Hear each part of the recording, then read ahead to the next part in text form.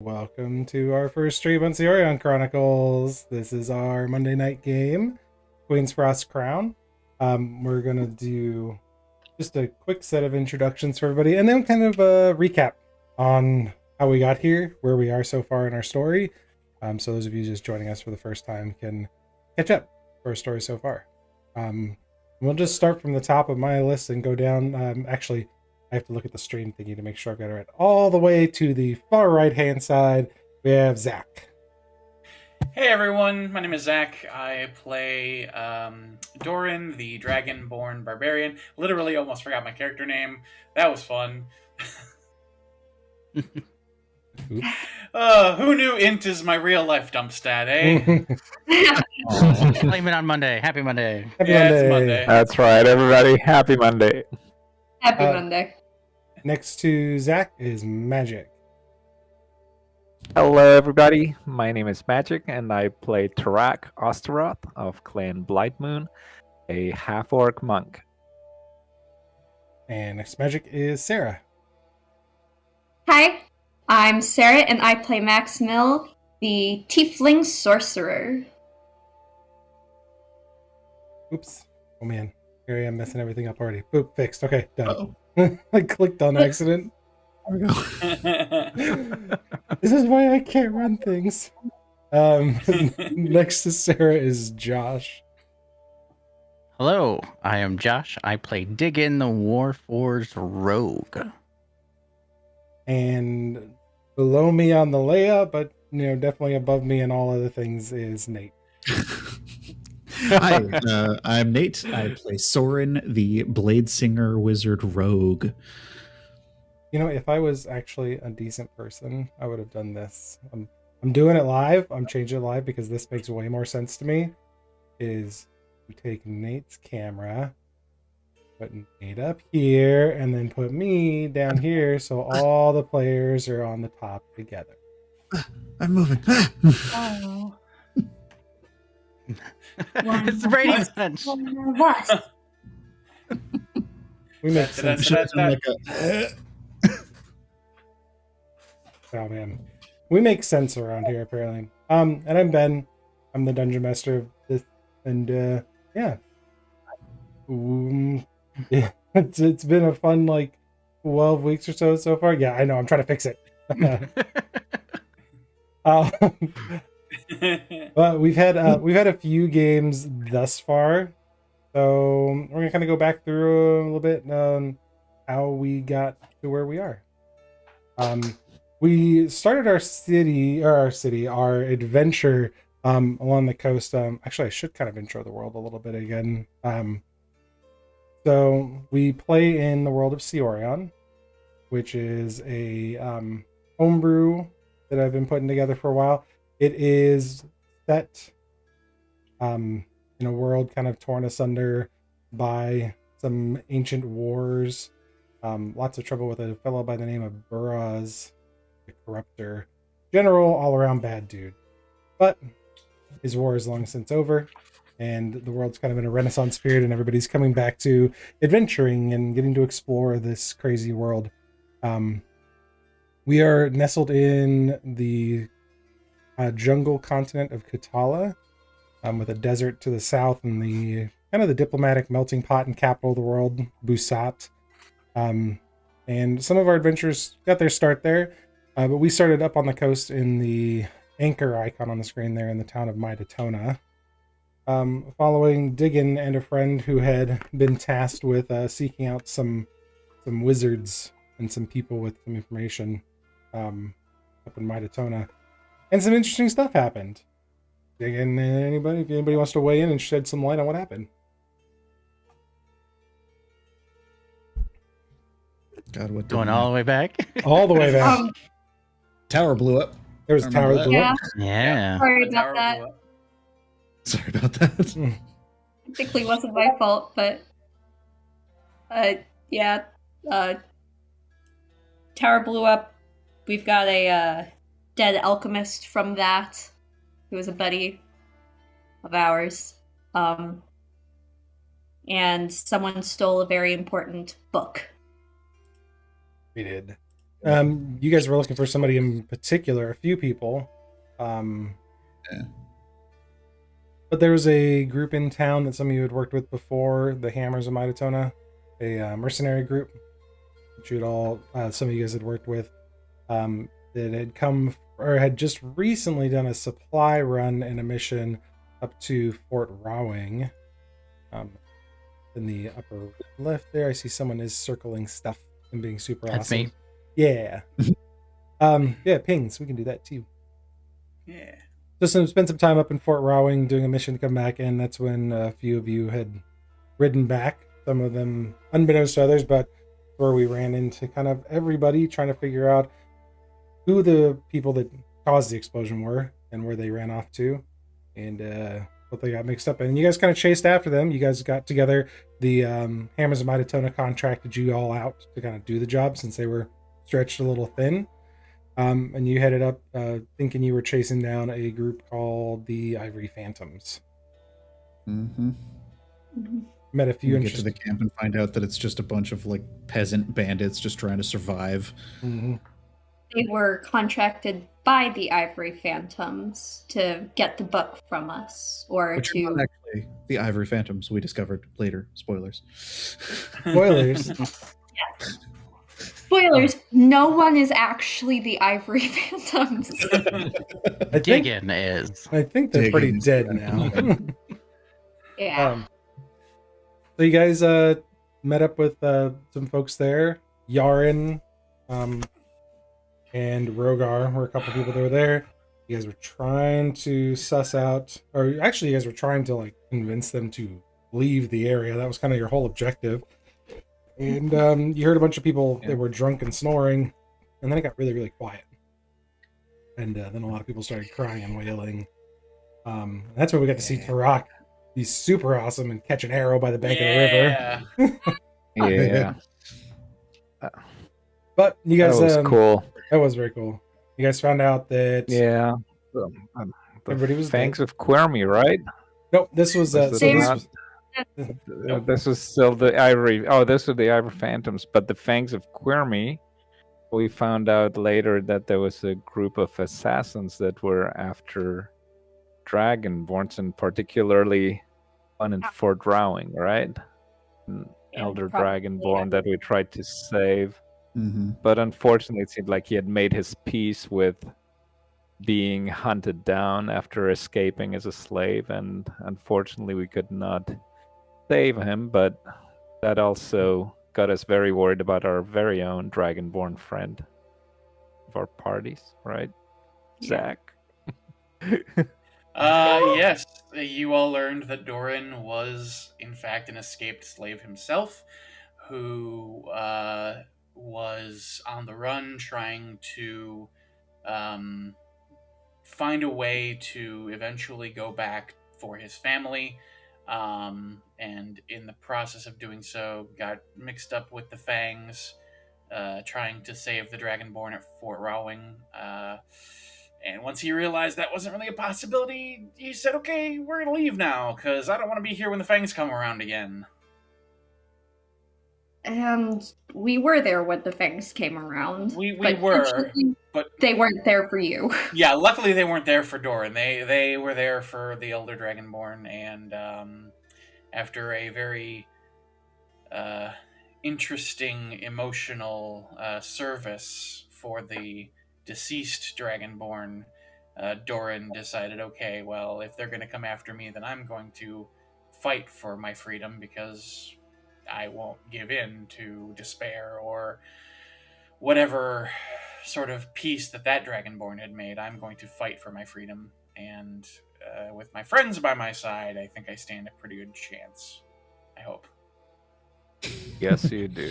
We'll see. I don't know. I think it goes to say that the Fangs of Kirmi are an assassin group made up of the family of the escaped Dragonborns, who are forced to find and kill their family. Sorry to bring them down. Yeah, that is going to be an issue we're going to have to deal with at some point that I'm not exactly looking forward to. Because Ben is an evil genius, and it's going to be dangerous. We can always just go north and get your family. Get out. You know, what's the worst that could possibly happen? At our level, lots. Yeah, really. At level 4, Nah. what could go wrong? Yeah. But So yeah, then that we- all happened at Fort Rawing, and then we left Fort Rawing and went northward, right? Yes. Mhm. In We went- anticipation to find Elric, which was the original mission, Yeah. which We led ended us up- to the Wauti Yeah. ruins, right? The Yep. Wauti Yeah, Ruins. it led us first, I guess technically to the Wauti ruins, but we first went to the city. So we went to the ruins, and before we went there and into the ruins, we were found by wood elves, and Mhm. the wood elves led us to their city. Bienta. Bienta, and we found the Amafea, which were the people, the wood elves, and their leader Kyoki. And their leader Kyoki asked us to clear out the Wauti ruins in return for information about where Elric was. And one of the things we might want to add is that we had gathered a very cool companion, a female Goliath named Oh, yeah. Yaren, who Yeah. was one of the few survivors of what had happened at the camp. Yeah, she was Bandit camp. Yeah. So, trying to avenge yeah, her, so her we- lover. right, love her. That's right. And she is an amazing 9 foot, or how tall is she? 8, 9 feet?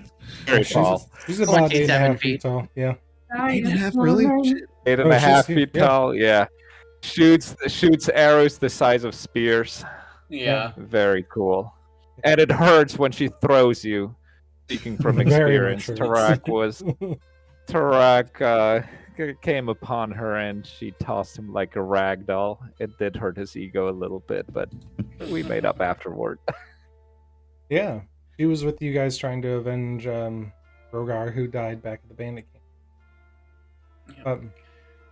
But you guys came to Bienta after running into the tribal wood elves, the Amafea, and they had asked you to clear out their sacred temple, which was the Wauti, the city of Wauti, which is now a ruin, obviously, which Elric was studying a manuscript out of. You guys also found out that one of the reasons they're so adamant to get him back is because the magic of Kutala and some of the natural things here tend to fade away the longer they're away from their sources of protection and start to decompose. Like, you guys have received some interesting magic items you found out in the woods there, but you wear them outside of the jungle for too long, you found that they're just going to turn into normal things, as Kutala always reclaims what's hers.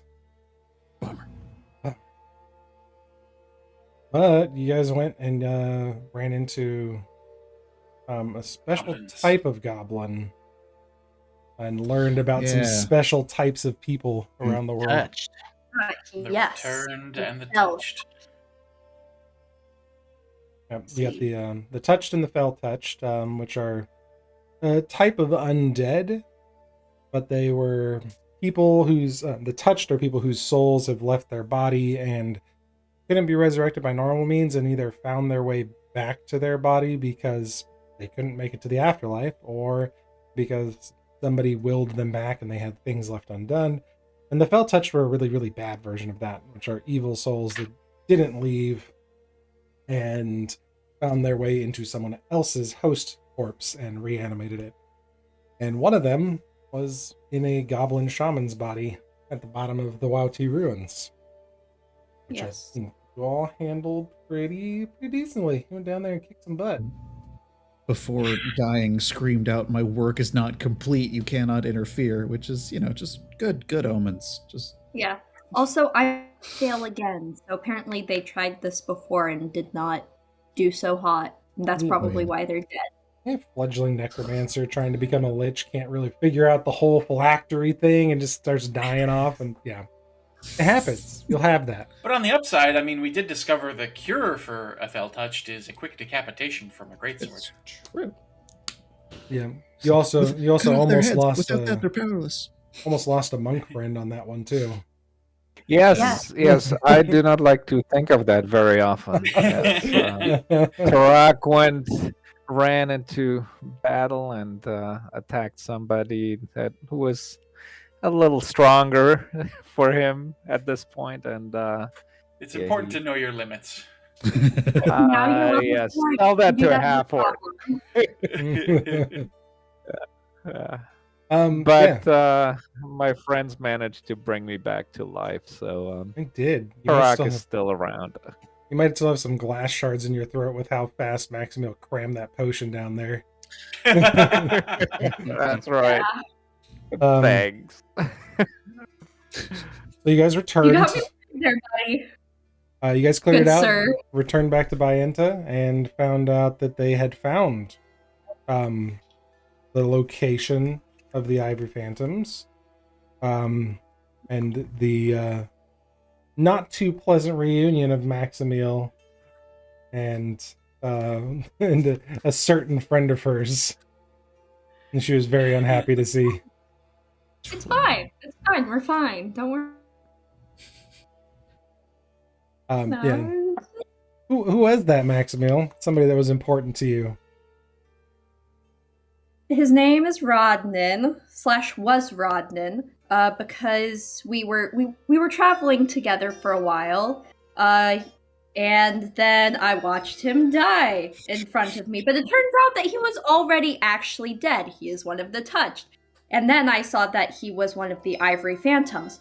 But it turns out that the Ivory Phantoms isn't actually the Ivory Phantoms were a group, and then most of them died off, including Rodman. And then they got brought back to life. They were touched, and they were told basically, oh, atone for your sins, help the jungle become good again, and, you know, do better this time. More or less. And that's what he is doing. But he didn't find it necessary to tell me that he was doing any of that, so People kind of have That an makes- aversion to the undead in general, you know? yeah. They tend to think they're creepy and weird. But, yeah, Yes. you didn't kill him again for the, third time, so that was good, even though it looked like you really wanted to. That close. Yeah, he had some information about what must have been the continuation of the Ivory Phantoms. One of the few people who survived, rather nasty person named Garrick, yeah. who had made it out alive, and who Rodden was pretty sure had sold them all out. Yeah. But you guys had some dastardly plans of your own. A whole bunch of stuff came out that time, and we were, man, you guys got a lore bomb that one. There was a lot of different things that you guys had for plans on how to infiltrate this meeting with Garrick, who you were pretty sure still had Elric, if not at least had the book. Yes. And we ended up putting one of those plans to use with the Yeah. fake letter. Who's that? That's important. Who was that letter from? Because that was kind of a big deal. It's from a group, or it's from a guy. Stellatinium? Yeah, it's from the Stella Tenuum, from a guy named Zephon Momnen, who I know personally. And personally enough that I was able to mimic his handwriting and create a letter that made it seem like we were going to make a deal trading a super cool Warforged for like the book and Elric, basically. Which it merits pointing out But- there, our Warforged are pretty unique. The Urig. Dig in if you want to. Why were you so special? That's a little bit important. Why is digging so special, or your eggs? Urigs in general. Or why is digging so important and special? Well, there's still a lot unknown about the Urig race. If I have it correctly, I can go to my notes there. Let me pull it up real quick, because that's going way back into Cyorion lore. Give me a second. I don't mean to put you on the spot there, but you don't, No, it's you don't all know good. everything about the whole world? What the hell? No, Aw. I do, but I don't remember, like, when the last one was spotted. But essentially, a Yurig in this world is a warforged individual who has a soul that has basically been implanted or born into the Yurig's body, making them unique in the sense that souls can come and go.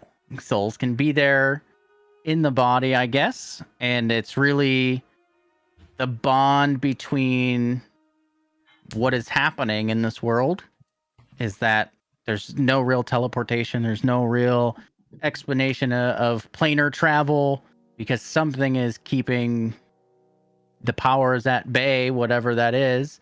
And we actually just learned about that in recent times, that the ley lines are some type of key into that aspect. So the Yurig are basically a vessel, and only a select handful in this world have been woken up. Yeah. That's a good way of putting it. And these vessels were mostly found underground and kind of reconstructed. Those that could be reconstructed. There's been a couple rumors of others that y'all have heard of. I think Maximiel had heard of one that traveled around Ashahoya in the desert area. There's one that was in that region for a while, but they're rare enough sight that people see them and they kind of stop and take notice, and someone would love to get their hands on them, I'm sure. Yeah, if you want, we can jump ahead a couple sessions. The ones that were brought to Diggin's attention by the source of Elric once we had him, spoilers, Zero and an unknown one who was pure terror. It was all like a killer robot type of thing and couldn't get any communication across to him. So for Diggin, he's only ever known of 3 total in existence. I think another interesting aspect to dig in is that lately he's been showing more emotion than previously. And anytime he is asked about his past, he seems to have a mental glitch where he shuts down. Fucking short circuits. Yes. When we first met Diggin, he was referring to himself in the third person, and then later he started referring to himself in the first person, which is very interesting. There's some and then again, stuff going on. Yeah, anytime any of these sort of human-like qualities come out, he seems to short circuit and shut down. Nothing that some good old hurting his brain wouldn't help. Yeah, just go poke around inside there. Max, you can't shock him again. Yeah. Oh, and the dragon eyes too, right? We did notice that his some eyes kind of like were quite interesting. Dragon-shaped eyes. Crystals, yeah. So not like true biological dragon eyes, but like dragon-like crystals. Yeah. It sounded like you said biological instead of biological, and I thought that was funny. That's great. That's a canon term now. It's biological. But as we attempted to bait Garrick with this trade, it worked. Stuff kind of went south. So Elric was there. That was important to say that Elric was there with the book, because he was like Elric was there with the book, and we succeeded in rescuing him. He was a package deal. And the book, we made him very tiny. He packaged indeed. Yeah, you did. Into a small package. Yeah, good things come in small packages. That's you right. Shrunk him. He cast invisibility on the both of you, and you guys started to book it out of there as some creature on a pale dark horse, I guess is the best way to put it. You guys have referred to him as skeletal looking, but you kind of have seen one strange hand, but you couldn't really make it out. And that person was, they were full of all sorts of nasty ice and frosty powers, and attacked with a whole slew of undead. Yep, and dispelled your magic. And yes, I wrote down the Nazgul Night King. Yeah. Yeah. Nice. Right. Accurate. Yep. Yeah. And we had much help from our wood elves. Yep, Yes. at you had that some point who Amafea covered escorts, our escape, as well as and Or Yaren Yaren, unfortunately got R.I.P.. her revenge, but unfortunately she fell. So Yes, she R.I.P. did. Yarn, very cool Goliath. You're probably gone. going to see her again. Not in the way we Let's want not- to. I do not look forward to fighting a Yeah, can't wait to 9 foot get tall Anne Goliath Orlando woman. Orchard from her. Yeah. Yeah, and start I think yeeting I'd have a dragons. really hard time throwing that arrow back. At her. Would he be able to catch that, Ben? It's still a projectile. The projectile. Yeah, It's a projectile. I think I have to use both hands for that. That's a, I was gonna say, I think the that's a big DC is gonna be a DC. little higher. Yeah. Yeah. Basically like catching a quarterstaff with a weighted tip. She's like, Trinity, gun next to your head, dodge this. Yeah. Oh. Just I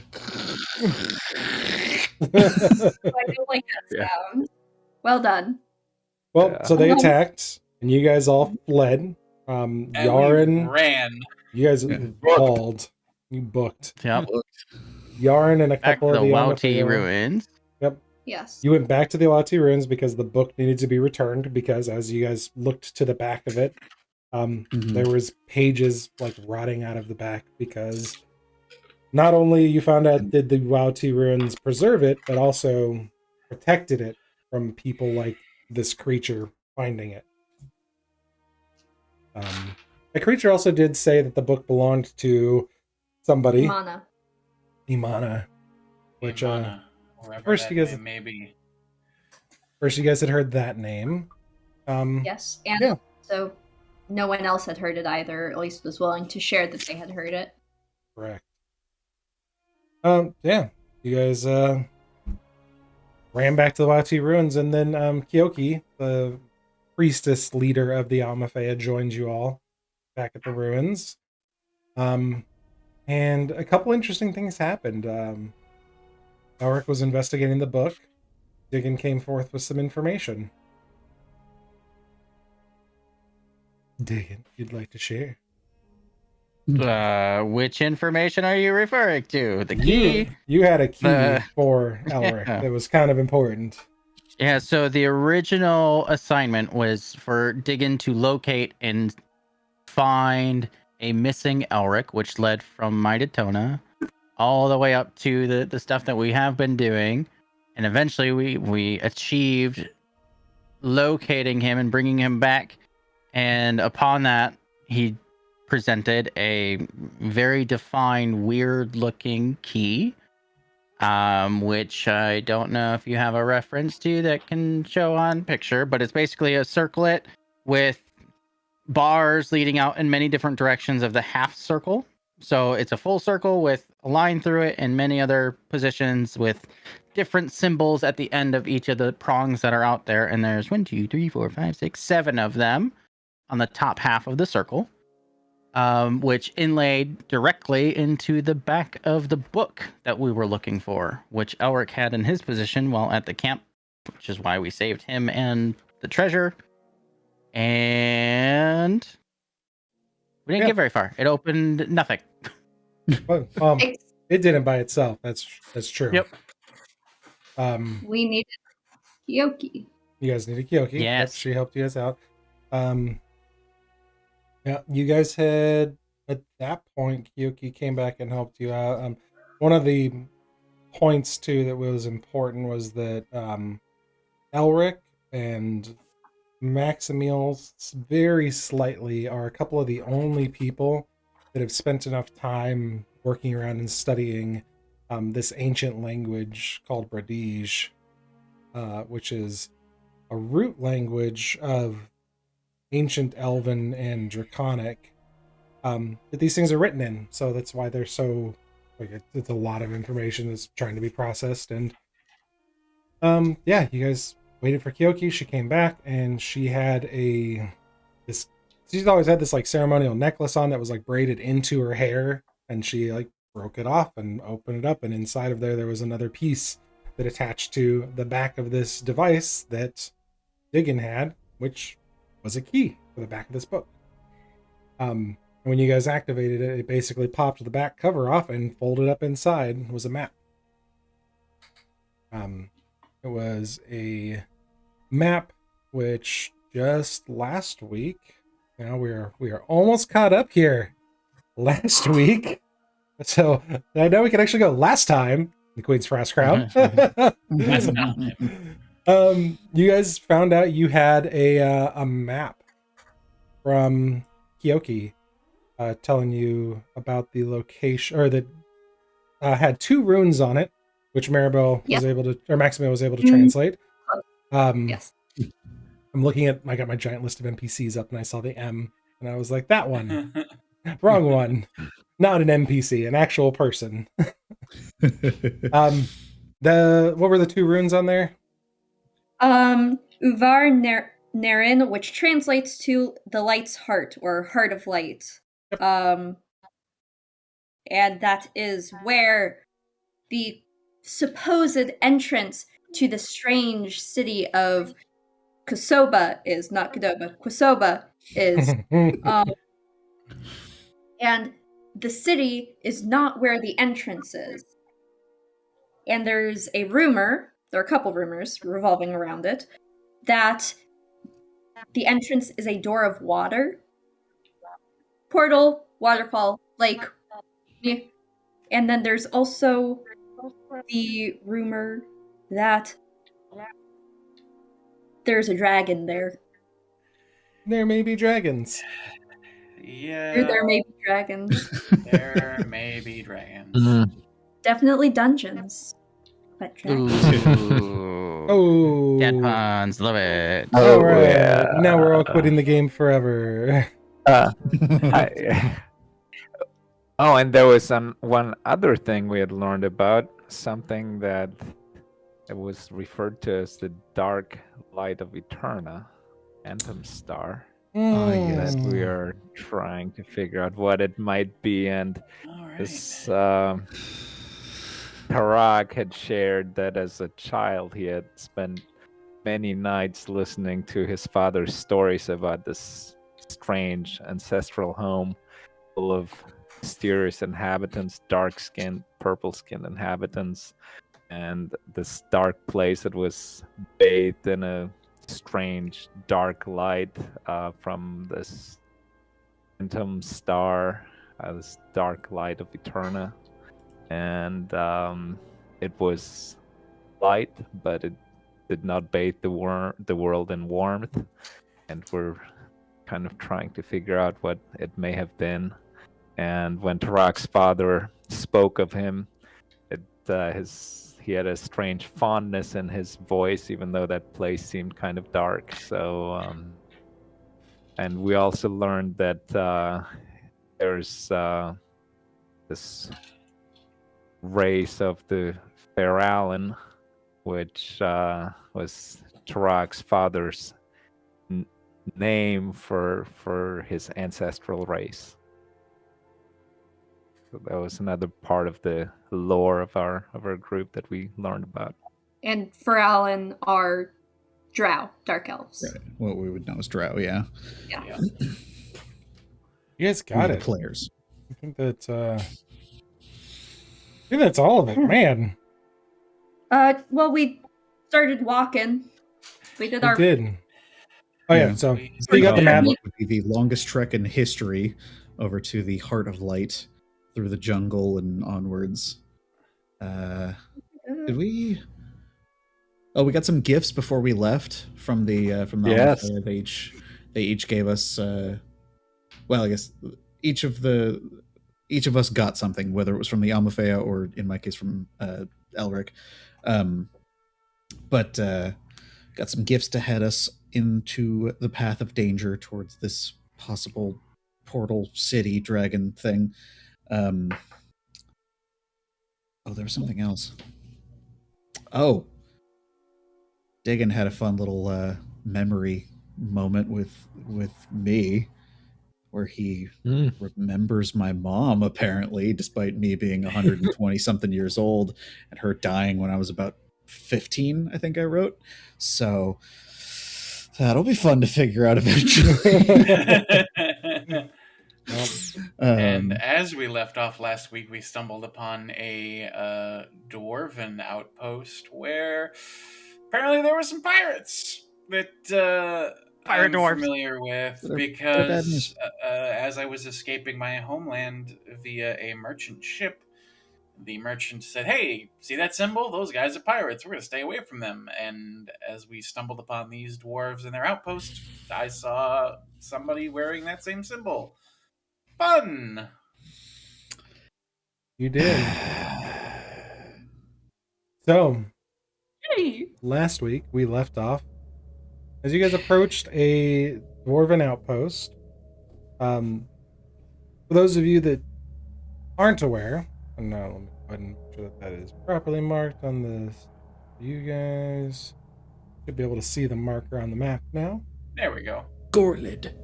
Good name. Gornid. Dwarven cities in Cyorion are all twin cities. The dwarves will refer to them, in this case, as Tal Gorled, Tal, or Mol Gorled, Mol. And that refers to the Tal is the mining outpost city on the surface, is the trade city where most other races go to, but the Mol city is the subsurface mining area, generally speaking.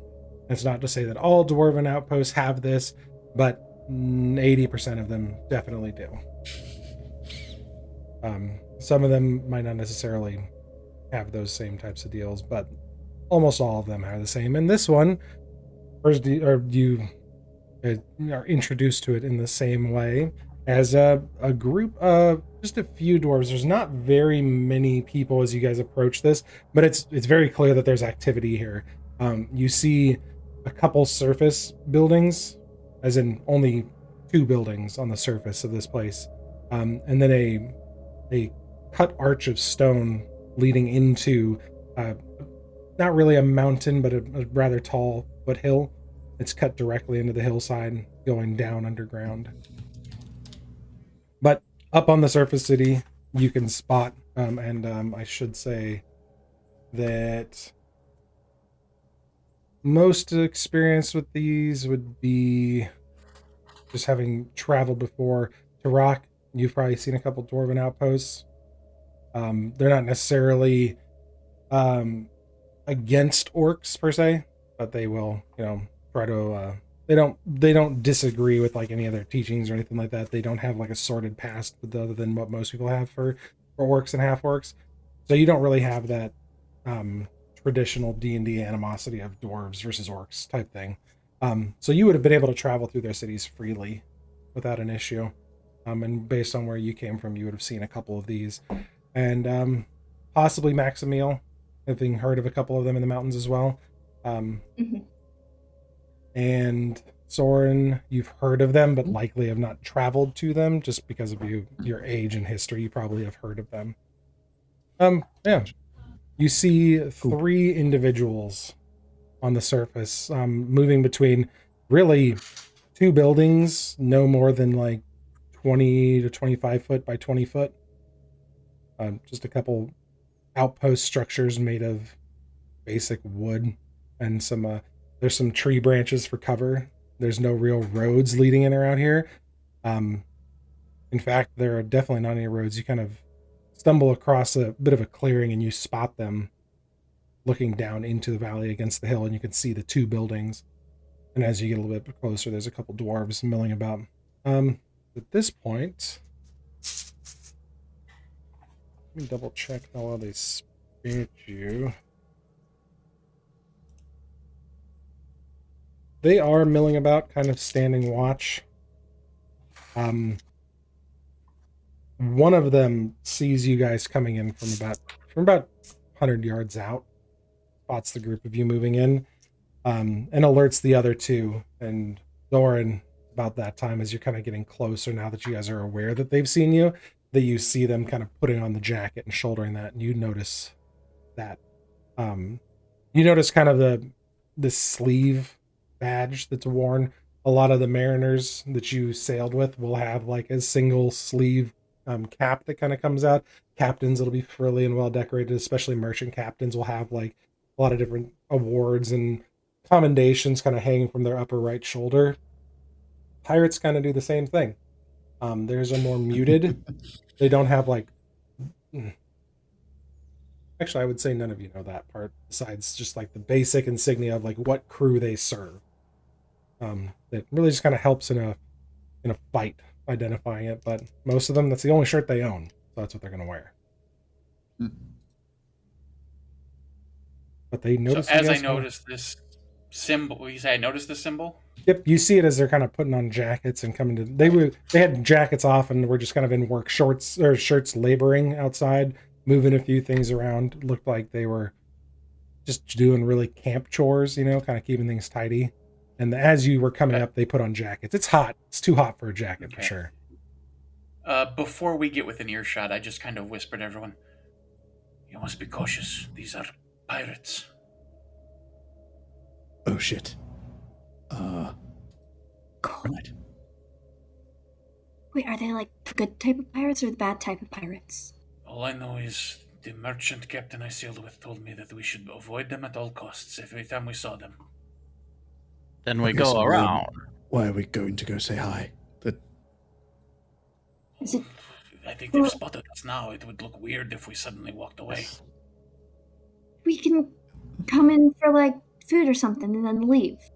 All normal like, We don't need to make a big fuss. Just mind your coin purses.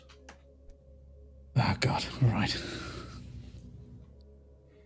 I'll take my coin purse and like stuff it like very deep into my coat and like kind of pull my coat a little bit tighter.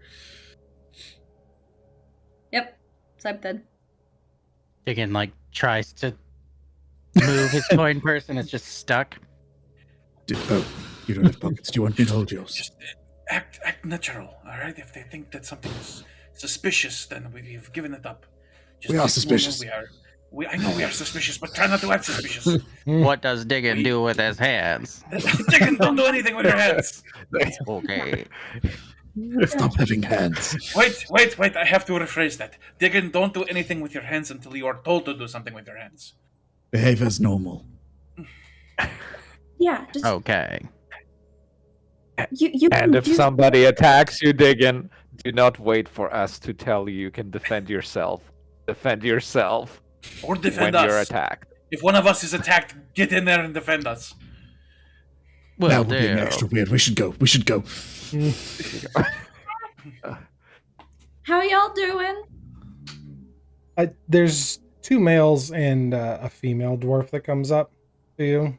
They all have their jackets on and tools have been set down, a little sweaty. And the male, one of the 2 males, the one that's he's got. Actually, I haven't done this in a while, so let me just. I just remembered something else I always was talking about doing, but didn't do. 1, 2, 3, 4, 5. Sarah. Does the female dwarf have a beard? Sarah can answer that question. And Sarah, what's something unique about this male dwarf that's walking up to you?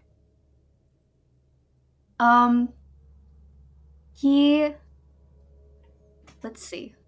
He's missing an eye, and he has a tattoo over that missing eye and over that missing part of the face that looks kind of like a sea serpent.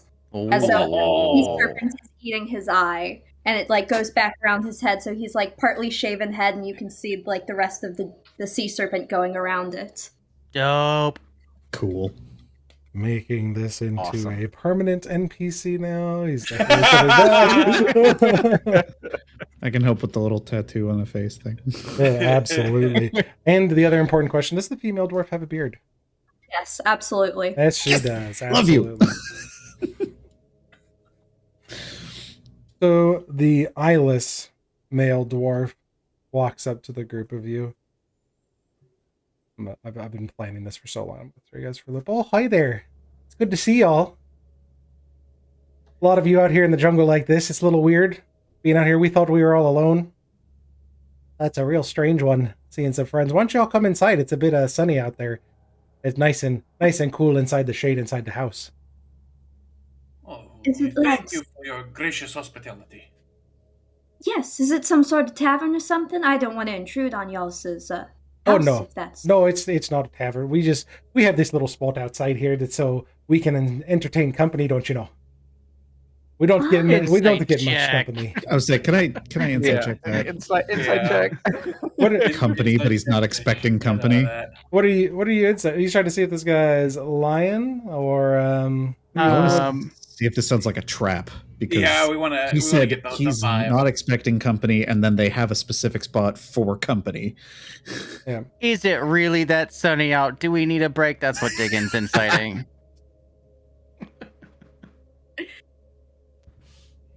all right. Digging. You're wondering if it's really worth heading inside. Wasn't it like rainy? It was raining last night. Yeah, last night. It was raining. You guys came in. It was cold.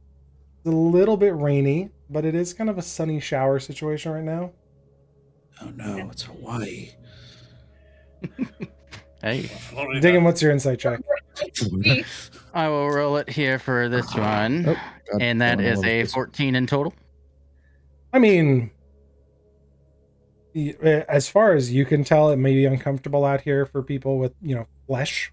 And sure, this person's either offering hospitality, just trying to be nice. Not quite sure.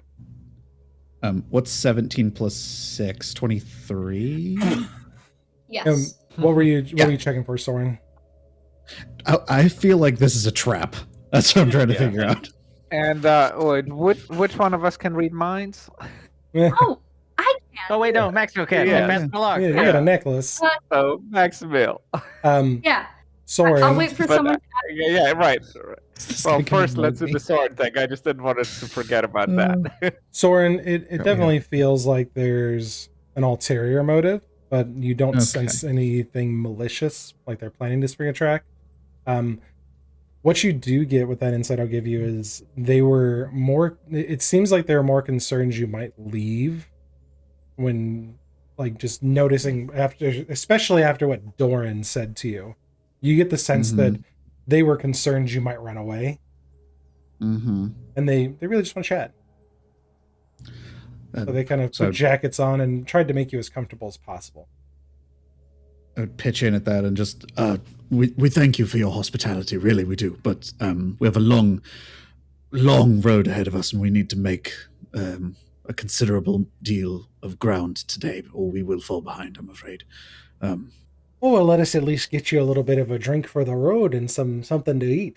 You can't be we've got walking plenty around. of food. Well, Plenty of Tarak food leads will do over to that. Maximil I and mind says, read that. little what? Yes. Yeah. As soon as he starts saying that, I'd like to activate the necklace, the medallion of mind reading. what's the charisma saving throw on that? Surface level thoughts are free.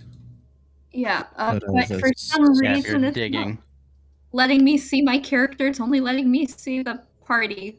Oh no! Okay, 1 second. Check under the characters tab. The three little guys on the.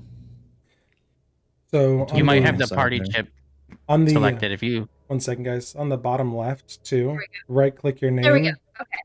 Well, make sure you select your character again. On the bottom left-hand side of the screen, Yeah.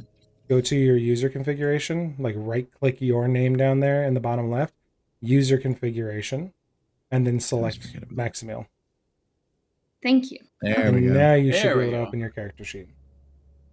Medallion of Thoughts.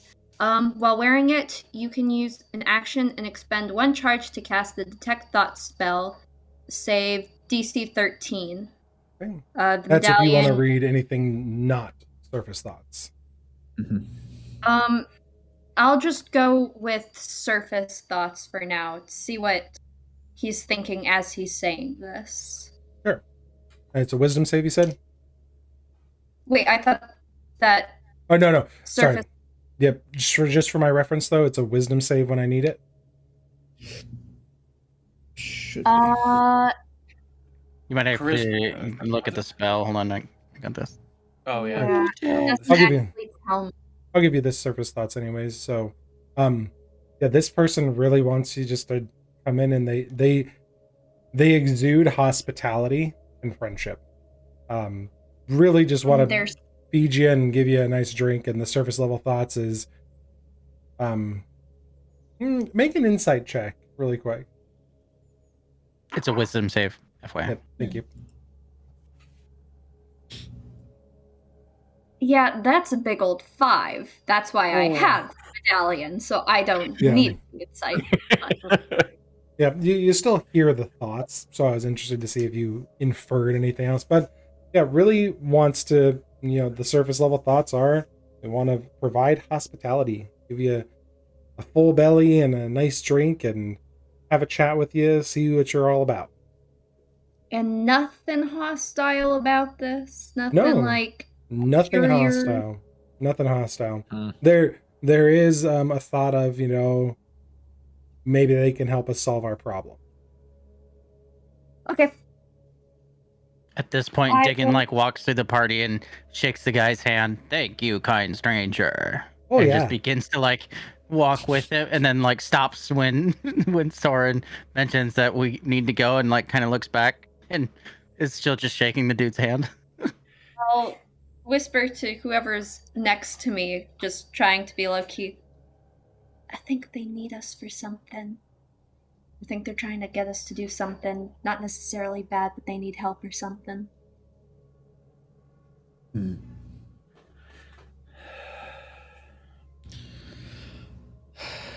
Yes, I suppose we could come in for a quick drink.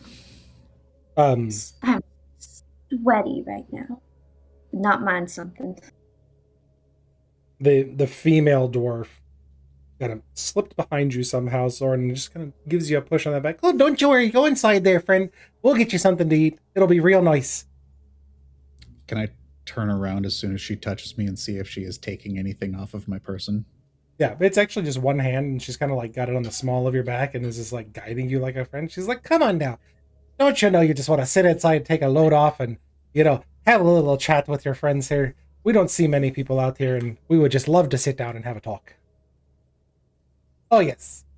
Yeah, the male dwarf. Oh, yeah, it's a pleasure to meet. I don't see many people with big shiny heads like you. Please, come inside. Thank you. Yes, Diggin is parched.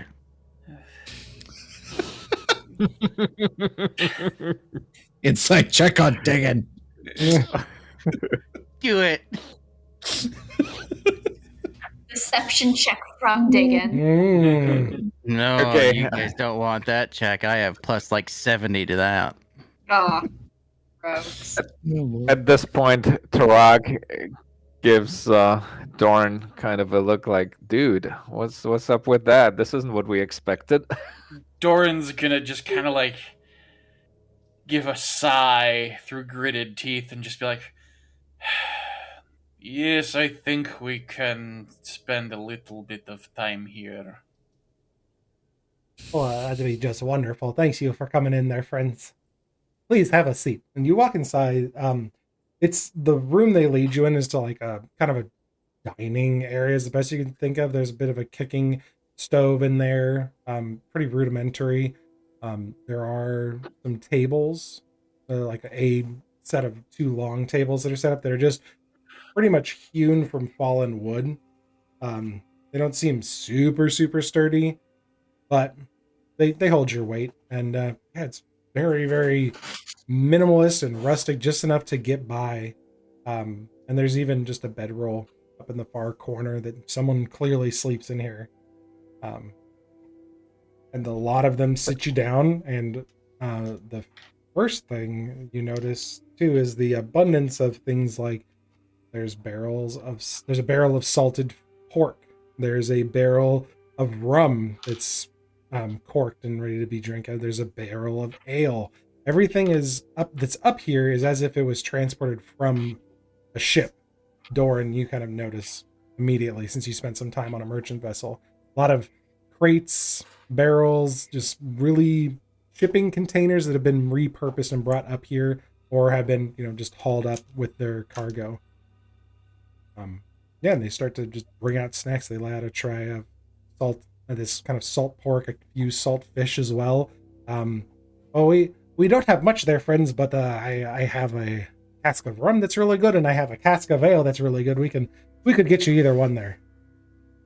I want to just as I've noticed all this stuff that was probably on a ship at some point, or perhaps made out of ship parts. I just want to be like, So, can't help but notice your interesting array of wooden things. It looks like these came off a ship, yes? Oh yeah, yeah. You're real intuitive. Did you do any sailing there, buddy? Oh, just very briefly, but I know my way around the ship and I know what to look for. Um, Out of curiosity, where did you sail about? Oh well, if we sail around all of the Kutala here. You know, we like to go all up and down the coast, and we've been up in the Keys for a while. We do a few things here and there, but most recently we sailed right here into the jungle. Hmm, that's fascinating. So you are merchants then? Isn't Uh, the sea far away? yeah, we're How can chance Well, stuff from more here? questions for later. Drinking and enjoying some food now, and Tarak does not eat or drink until he sees them eat or drink that same exact food. Maximil, since you did activate that, I'll give you the surface thoughts too. That he's not irritated or anything. This is this person's way. They really just want to kind of feed everyone, make everyone happy, and they get food and drink out for you. And since you're joining them, they let's have a toast to some new friends, and they sit down and right across from Tarak, and two of them are already scarfing food. The one who's talking kind of like shoulders them a bit, and gets their mugs up, and they've basically taken a couple pitchers and set them out for you guys to pour your own drinks with. Please, friends, get a drink. Let's have a toast to new friends. It's good to see you all. As the other two are like half eating some food, and they kind of stop and get a toast out. The jungle is a dangerous place. It's a very scary place. It's good to see some friendly faces, and I hope you all enjoy your stay with us. Cheers. Diggin will cheers with a full glass and just like pour it over his face. I'm just gonna do that thing where, like, at a party when you're not drinking, you just kind of hold on to the cup. Yeah. Just like kind of. The three of them down them cheers us, but completely. he does not drink. I make Alright. it obvious to my party members that I take a drink. But I don't say anything. I just let them do with that information what they will eat. I will be the guinea pig, guys. If they poison me, they poison me. The three dwarves down their drinks completely, immediately pour more, and then the two that weren't speaking as the other male and the female will start kind of pigging out. Mhm. And then the one who was speaking to you finishes. Oh yeah, that's good. Good rum there. All right, I know I'll take myself a little bit of this ale and then put some more rum in there. Perfect. Oh, my name's Ebek. It's nice to meet you all. Ebek? Ebek. Ebbek. Oh, it's a pleasure to have you all here in my jungle abode. This is my temporary living condition. I hope you don't mind. But you asked, yes, the ocean is very far from here, and we know some sneaky routes, is what we know. Merchants, yes. Some would say less than legal merchants. Pirates has been thrown out every now and again, but we are good friends, and we help people who need helping. And we are in need of some help, actually. Not really. So you say pirates, so you Well, some rob people would. people of their goods? No, they would call us pirates, but I do not like to take from other people, but I will take things from one place to another where no one else can see me do it. I believe that's called smuggling, no?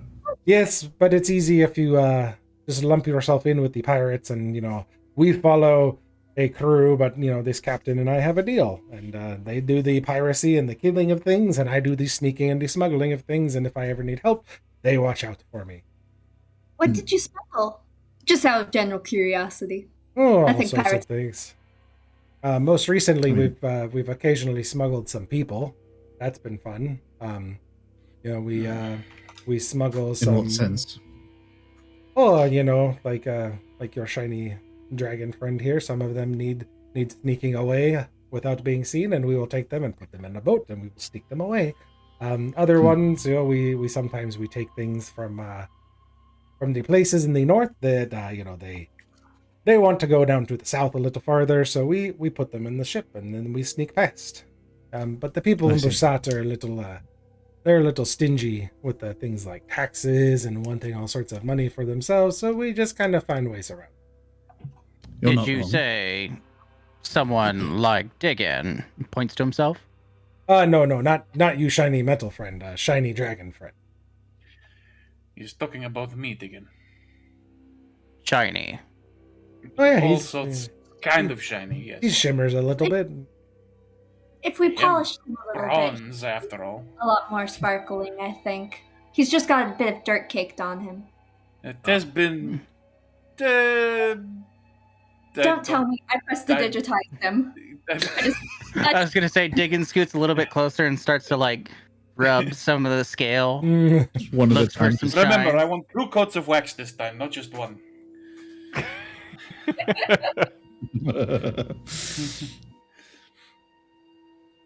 Do you shed? Wow. What a time for this question. Suddenly, this is very personal for Doran. It's not like a thing you have to do because I know some lizards do. Sometimes, Dwarfs are yes, back. I have to shed dead scales, just like anyone else would shed dead skin. It requires a little more than an exfoliating brush, I can tell you. All right. Anyway, I was just wondering. Sorry. if that Doran's got- just gonna down the rum really quick and just like, another one, please. Oh yeah, it's right there. You can go ahead and just pour yourself a glass. Pours and does it again. Hey, Teslin, we might need some more. Okay, good friend. The female gets up and goes and refills the whole pitcher. Anyway, enough of my suddenly popular personal life. Yeah, I did not know that What is it? Dragonborns need to shed. That's interesting. Good news for me. It is, we don't talk a lot about our personal habits with outsiders.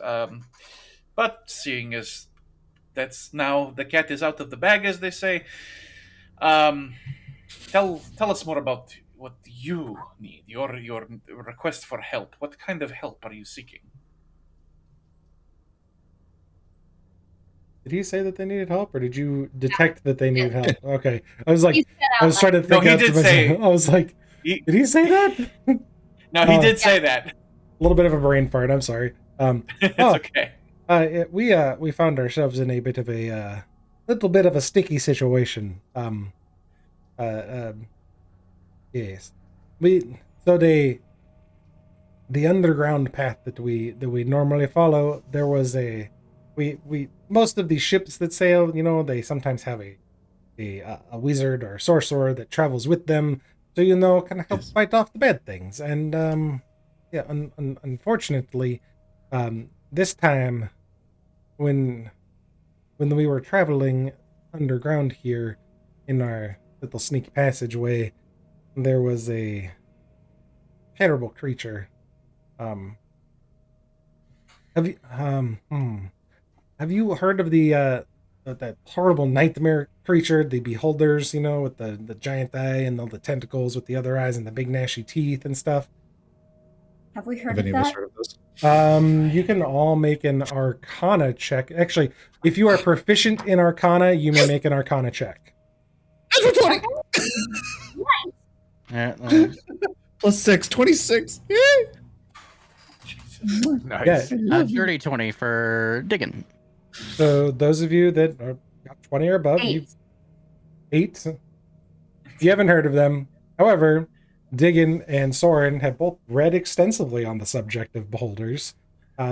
Enough to Eyes go know wide, just like how dangerous they are, but also with both of you being over 20, as he kind of sees you acknowledge and know, yes, okay, kind of like a beholder. It's a littler one though, and they like to eat magic, and our wizard kind of got chomped as we were Well, trying I'm to out. play. Yeah, it's not the beholder though. They call it like a gouth or something. It's a small one that just likes to eat magic. Over 20, both of you have heard of gouths being misinterpreted and thought to be beholders, but they're less dangerous and they tend to just consume magic. So you're not you never really heard of them consuming magic people, but with as much magic as you found here, especially with both of you getting a 20 Arcana or better, it wouldn't be beyond your thinking to believe there's a goth in the jungle somewhere, or Gouth.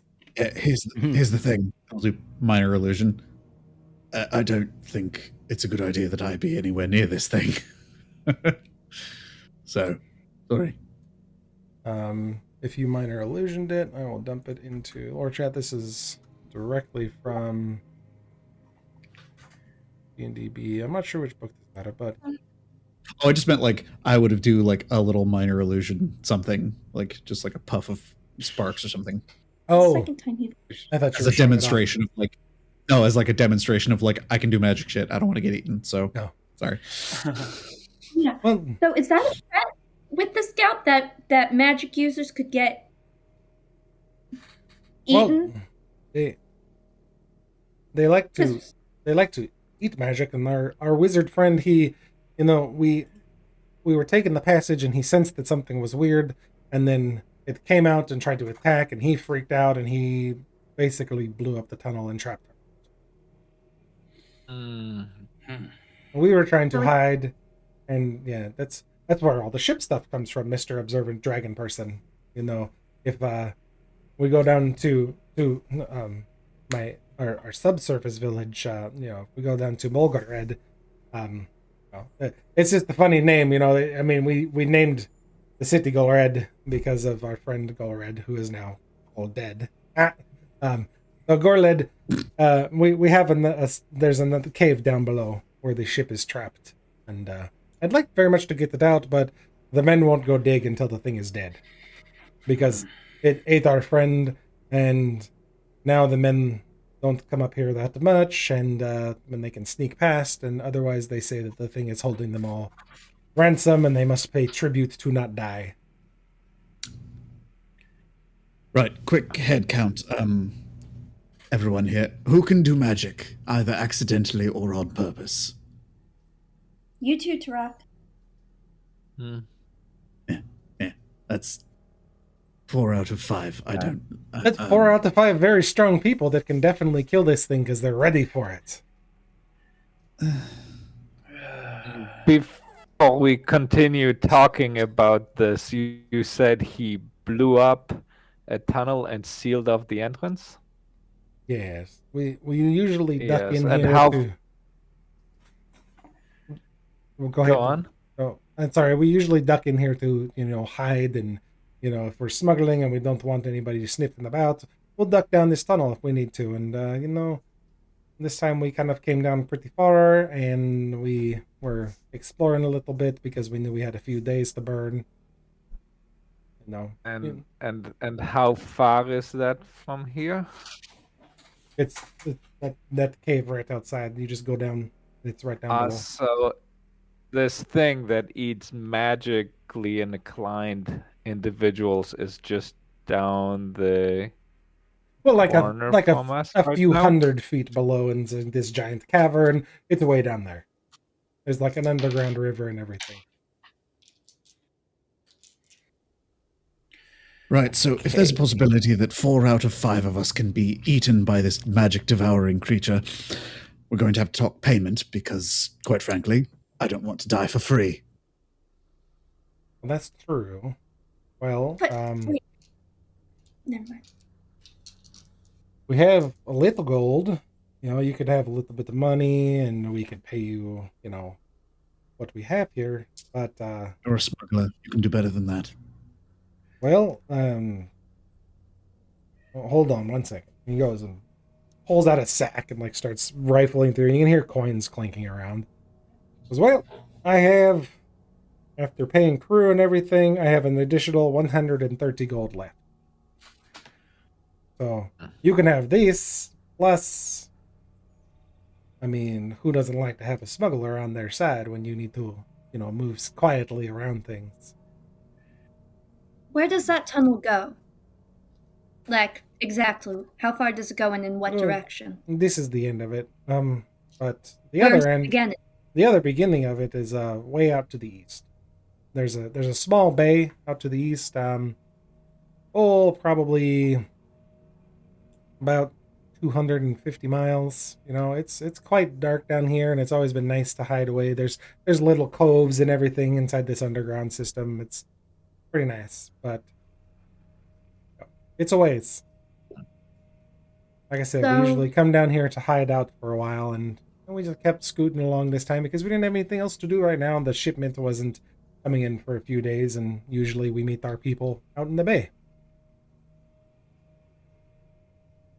so you're saying you can pay us in full and that you can offer free transportation for whenever we may need it? Oh, sure, yeah. If I'm in the area, you have a ride. Okay.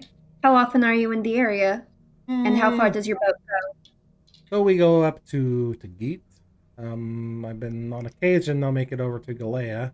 It's a pretty far trip. Um, we go down along the west coast of Lamindor, just a little bit, not down to the farthest we go down is Kingdom of Kyath, all the way down to the southwest peninsula, and then we come back up. Mm. Okay. Yeah, I mean she's a good vessel. She'll take you for a ways, and I thought you I said she got blown up. no, the cave is blown up. The vessel is good. Okay. If my ship So- had sunk, I'd have gone down with it. So tell me, you said that you had transported dragonborns before who wanted to get away or not noticed. Have you transported slaves to be sold To be sold? No, I Yes. don't do that. or slaves as slaves? No. Someone tried to have me do it once, and that's what my pirate friend helps me out with. This captain was a slave before and does not take too kindly to those. Oh, I see. So he's not a slaver either. Well, she. Gee, sorry. Have you ever shipped anyone on like both here and then back? I mean, down and then back to Udaland? Like, No, not generally. No, no one really wants to Okay. go back to Oodland once they escape. That Correct, much is very but- true. some people still do, and I was wondering if you'd have any information on that. No one that I've known has gone back. I have taken some people in there. I assumed that they were going to break some people out, but no one that I would have recognized as going back and forth. Tarak takes Doran aside, just and kind of out of earshot of everybody else. My friend, this is a little different than what we had expected. What do you make out of it? I will trust your opinion on this. You seem to be the one who has heard of those people. Well, near as I can figure, it may have been the other pirates that my friend the merchant dealt with. But it sounds like these people are being honest. I think that helping them could be useful. Because Lord knows, if we need to get somewhere over a very long distance, a ship would be better than walking. Agreed. So I think Yeah, we well, assist kinda. him with this matter. Then we can make use of him later. Very well. Alright, we kind of head back to the table. Um, Mr. Ebic, I have Yeah. another question. If it won't Okay. be too much to ask. Yeah. So you said that you're in league with a pirate, correct? Yeah, she's known as the pretty mean pirate. So, who is she? Like, what's her name? What's she all about? If you can give us any more information on her. I mean, I ask because if we're ever in a tight spot with other bandits or pirates, we could perhaps call upon her name as being one of our allies, since you are one of our allies, and therefore she would be as well. Well, Just I go wouldn't. along with the deal. I would not. I wouldn't say that you're friends with her if she doesn't know you. That's not the best thing to do. But It- if we're friends with you, then aren't we friends Um, with her? If you're friends with me, I'll help you out. If you're on my ship, then I'll definitely help you out. But if you go saying that you're friends of her because you know me, she might not think that's so nice. Well, what about you then? Does your name carry any sort of weight in pirate circles? No, just with the captain. If you're with me and I vouch for you while we're standing there, and it's you guys, and then I'm standing right next to you, and then we're talking to her at the same time, then she's gonna look at you and be like, "Oh yeah, they're good friends." Is there any way that we can get that to happen? Or is that... Maybe one day if you're riding with me and we have to go duck under something, and she needs to give us a little bit to cover, then maybe she can help us out. Or what if by chance that we run into her and need to make sure that we don't die? What should we say? We know Ebic. We're good friends of his. We helped him out in a tight spot, something like that. We don't know who she Yeah. is. We can't go around to every pirate saying that. That's fair. That's Why don't we just meet her? Isn't she here? She's not here. No, she's probably up in the Keys somewhere doing her pirate thing. Shit. Fine. Never mind. Alright, so we're going for a small bit of gold and perhaps a favor sometime in the future if we need to go somewhere far. I've done What- more for less. I was going to say the same. Would I be able to history check to see if she sounds familiar? Sure. Her name is Arlie, Oh. the Unseen Garside. She's got That's a mouthful. her pirate name. Yep. I will put that in. Is Captain Arlie, the Unseen. There's-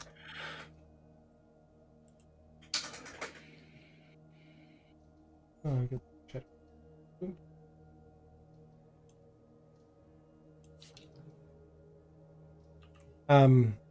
Yeah, and she captains a ship named the Sea Demon. So She's pretty edgy.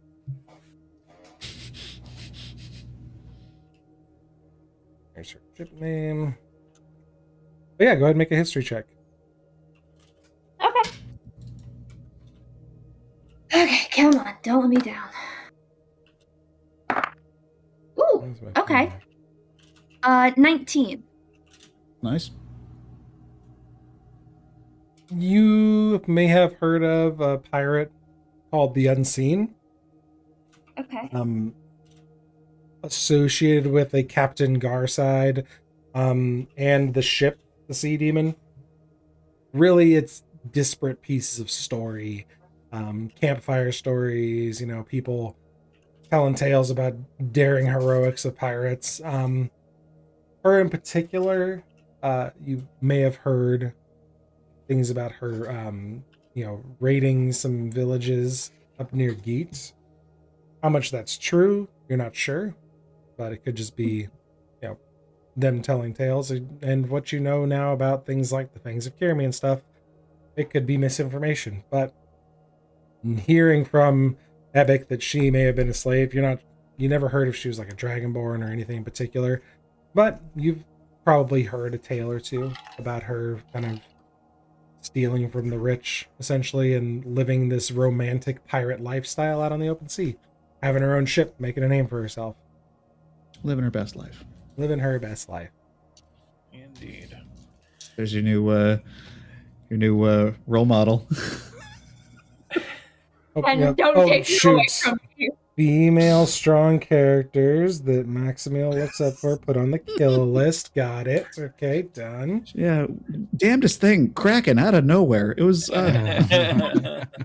Oh yeah, she's my friend, don't you know? And unfortunately, last I heard, she was eaten by a kraken. I'm sorry.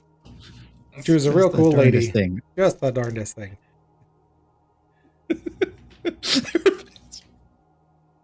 Yeah. Good joke. Well, right if joke, even. I'm going to need to ask you to stop. well, if you guys Right, so- would, if you would like, I could take you down below, and I'll keep an eye up here, and I'll send my first mate Grandar here down below to take a look, and you can take a look into the cave and see things, and you'll probably be able to see the ship from high enough up. But I would not suggest going down to the ship to fight this thing or be near it unless you're committing to this course of action. So this creature that you describe, can you tell us more about it? And Tarak looks at his companions. Have any of you heard of this? I am not familiar with this type of a creature. Oh yeah, they're bad. Yeah, he'll share Pretty much. the description, which matches the picture in. We put it in the lore and information chat in Discord, but I've got some I would say that friends out on Diggin- stream I'm going to share with really quick too. Yeah, if Diggin gets a hold of it, he will recite exactly what he references from the book. So depending on what you share, I can give my side when you're ready. Yeah, sorry, I'm just trying to put this image up really quick on stream. This is from D&D Beyond. So anybody who D&D Beyond. Nope, I canceled it. Okay, good enough. It was up there for a flash. It's like, ha! Look at that Deleted. handsome little boy. So you would have found that they are known to consume magic, and they're pretty tyrannical. They, they're not very large. They're only about 4 feet in diameter. They do have eye stalks, much like beholders, as well as a few tentacles. The thing about them from what you've read is that would have been a study of goth and magical creatures, and it consumes magic. So, what does that mean? It consumes magic. Does that mean that if I try to shoot some lightning at it, it'll just go and it won't do any damage, or what's the deal with that? Ask people who know. Would we know about Yeah, anything like that? You would know that Whatever. 26 mostly. Arcana. So actually, yeah, Soren, I would say that you specifically know it more likely would consume magic from objects rather than people. But Oh. if starved or hungry, it may consume someone who is channeling magical energy. Because So they so it might be just starving, and that's why he ate the wizard. could be, or it could have attacked him and bit him and killed him. Do I know anything about if like a beholder, if it has the eye beams thing? 26. Yeah, you would have read. You would have read that it They're has not specifics. You would have read not specifically, but it has beam eye beam powers similar to a beholder. Okay. With a 26, I'm going on the fact that you found a study of goth and beholders and other light creatures, Right. and it was by your bedside table for months, and you were super interested. You became the beholder goth fanboy for a little while. You're just this is such a cool thing. That fits. Service level knowledge, get real deep into it, and then just all right, throw it away. Soren has ADHD now, apparently. He's a wizard, of course he does. Yeah, Of course. fixate on one specific type of aberration and then move on. But if you all want to go down and take a look, Grandar here can take you. He'd be more than happy to walk him down there, wouldn't you, bud? And Grandar just kind of looks at him and goes, "Aye." Well, So, the Does- Midnight Parliament group chat, let's go. What are we doing? Oh god. Everybody huddle up. No, Dickon pours a drink again and splashes it on his face.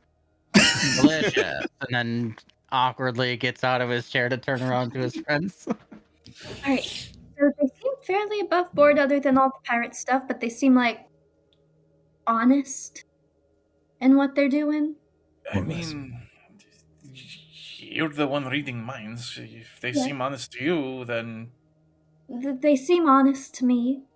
I mean, what they're thinking matches what they're saying, so Yeah. seems like If they they got it down there. if they wanted to kill us and take whatever gold or possessions we have, they've already treated us to lunch. They could have easily poisoned us. There's no need to go and elaborate this whole scenario of sending us down into the dark to get eaten by whatever. Which, Yeah. speaking of, we need to figure out how we're going to fight. If it eats magic, that's 1, 2, 3, 4 of us that are possibly useless. I mean, Unless depend- if it just eats us versus eating our magic. Because if it Right. eats us, we can magic and kill it. But if it eats our attacks, then that's going to become a problem. Right. Well, I suppose also the concern of it focusing specifically on those of us gifted with magical abilities that could put you in a very dangerous scenario where you are normally not. I'll stay far away. Most of my spells are ranged.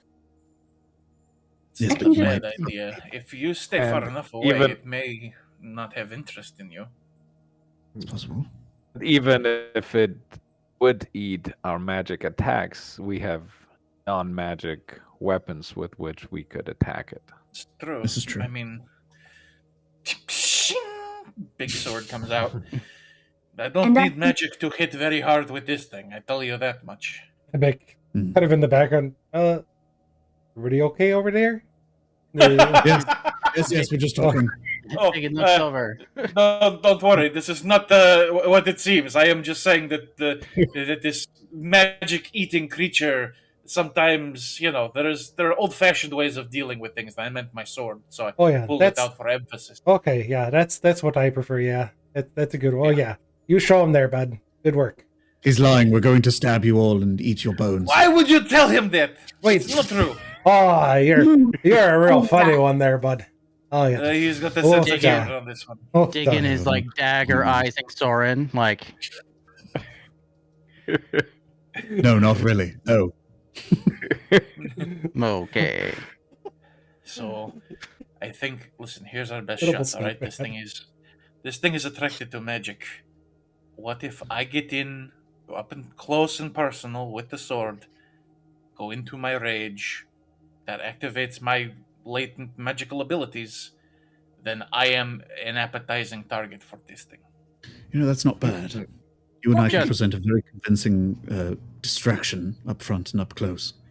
Just so you're all aware, a goth is a floating body between 4 and 6 feet wide in diameter. They have 6 eye stalks along with feeding tendrils that sprouted from the lower half of their body. the thing that he's been avoiding so far. He just The most obvious feature of Goth was its central eye, which is surrounded by a ridge of flesh and 12 The to one. 15 small, normal eyes used for sight. Dig in. All right. Yes. Thank you for that in-depth biology lesson, but I think we've got it from here. No, let him go. That was That interesting. was very interesting. Didn't you read this book already? What do you Yes, need but the translation for? it's been 5 decades since then. Leave me alone. Aren't you curious to know that it has small eyes for sight and a large one for something else? That's What's vague. the large eye do? Well, that is vague. No What is the big idea. eye for? Can't recall. No, Lord. Okay. Thank you. So listen, I think Diggin. this is that our terrifying tidbit of information. Our best battle strategy is for myself and possibly Tarak to get in close. And Diggin. of course, Diggin. Yes, Diggin, you're non-magical. You would be good up close as well. Soren, I know you're good with a sword, Yes. but being at range and hurling your magic at this thing may be better. You've got that magic circlet that you can use. Rude. I like it. And Tarak pulls out the eyes of the eagle, and says, "Perhaps these will come in handy. We can learn as much as we can from far away." It's not bad. Oh. Grandar, this place you're taking us, does it have a good vantage point of the ship and this creature? Yeah, big rocks. You see down good. That is where we can use your eagle eyes. But And Maximilian Soren, just keep your distance as much as possible, hurling your magic at this thing. another possible idea, and it's just a thought, but if we just kind of like freak it out by all using a lot of magic. So like You're saying Sensory overfeed the overload. beast. sort of like that. Like, you know, you go in, you rage, it's like, ooh, magic. Turok goes in, he does something magic with his fists.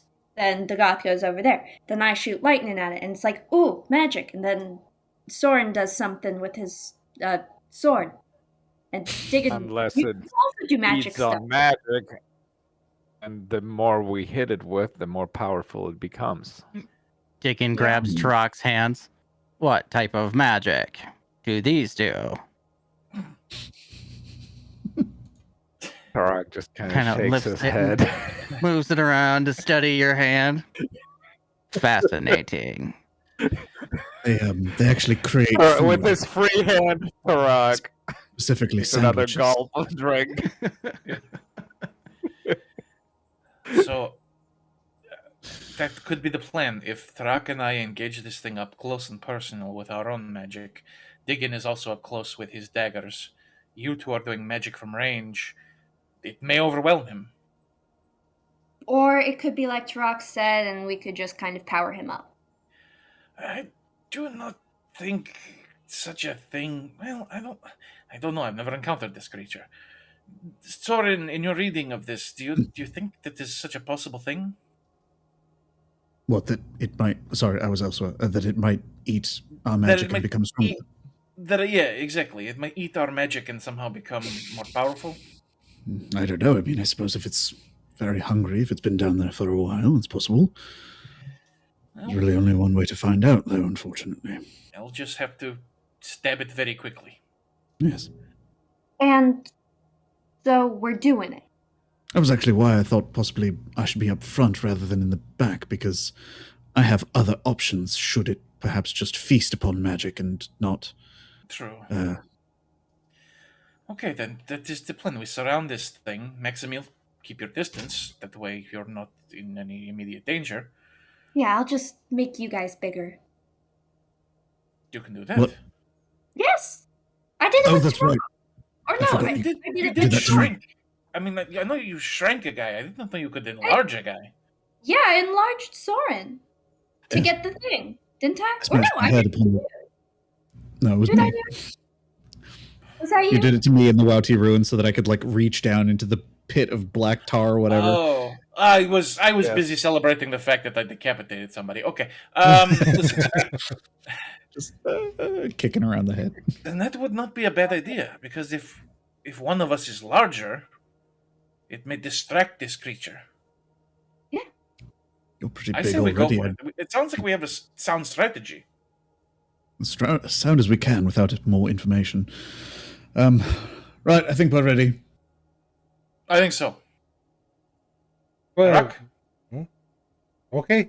I Well, then- agree.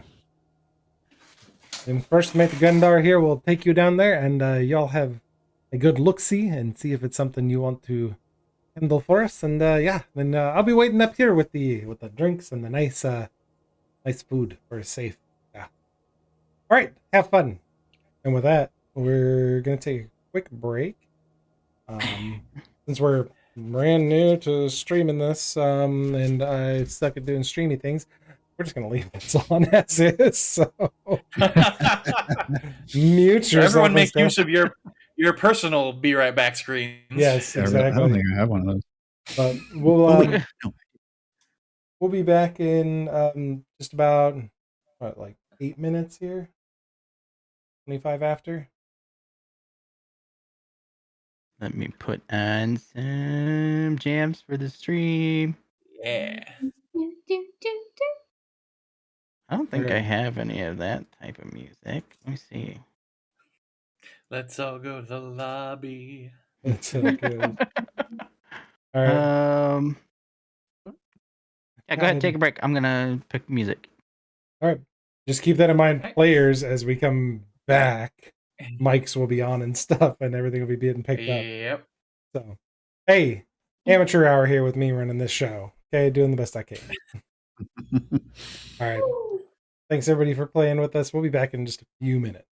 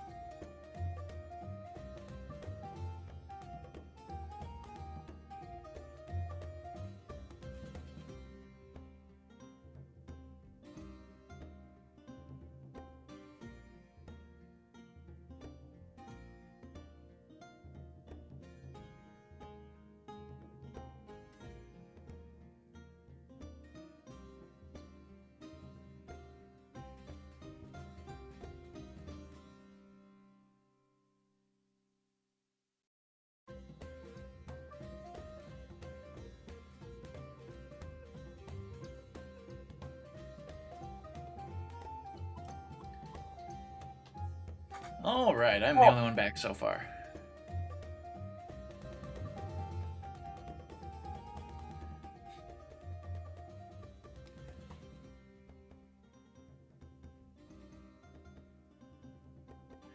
Keeping an eye on chat.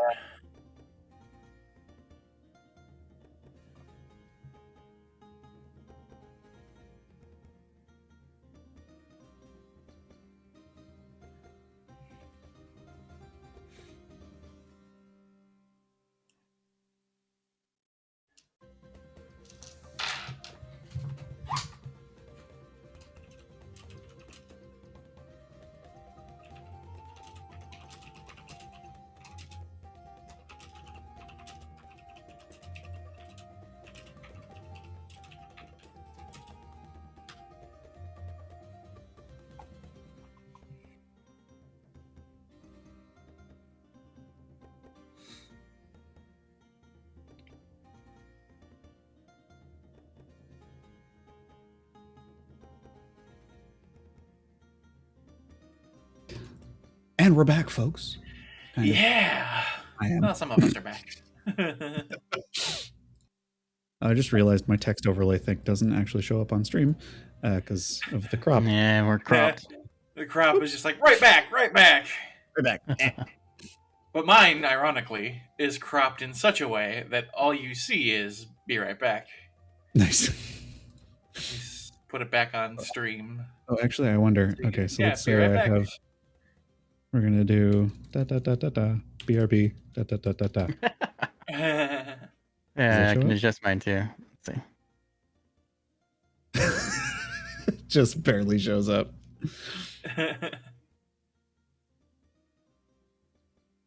You could even ... be right back and it would probably fit just fine. Probably. Oops. We will change this. Yeah, not bad. Yeah.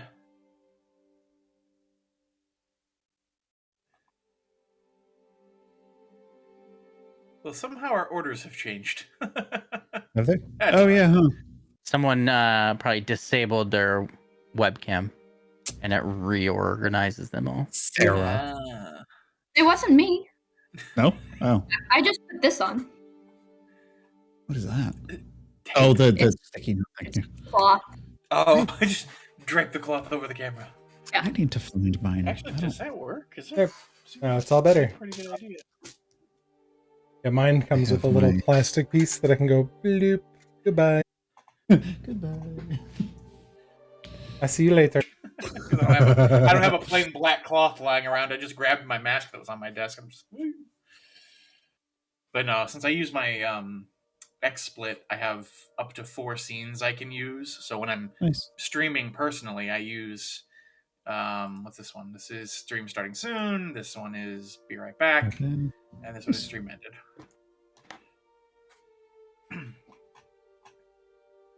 Oops. Okay.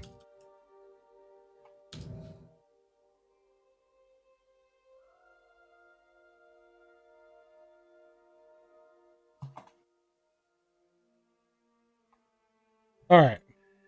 Couple hiccups there, but that's okay. To be expected.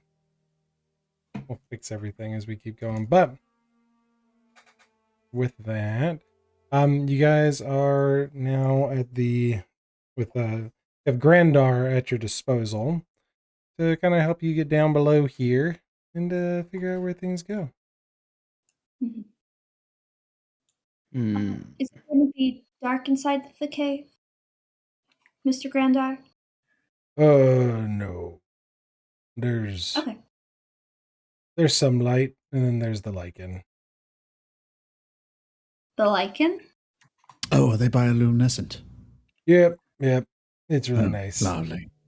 That is Charming. so cool. Very well. That solves that problem. Okay. Just stay with me. This is a natural path, and we cut it out ourselves 20 years ago. It's a spot we can get to the surface pretty easily. But he kind of leads you back along between the two shacks, and Epic and Castellan kind of waving at you. Be careful now. Just come on back up nice and safe and let us know what you want to do. Thanks now. As you all head down below, and Grandar just goes, "Meh." Little different looking dwarf, a little bit darker skinned, kind of a deep tan to him, with some thick black hair and a thick black beard. And he seems to just be, he is at this point taken off the jacket and has just got this kind of tan, beat up work shirt on. And you can see the insignia a little bit clearer now. The rest of you, Doran recognizes it immediately. This is what would be associated with the Sea Demon, the ship. And all it looks like is a profile, a side picture of a gaping maw on a field of dark green and black. This pretty gnarly looking patch. It's just very simply stitched in. The field, the green and black field is just diagonally across this circular patch, and then there's this gaping, angry, toothy grin across it. Yeah, pretty much like that. Cool.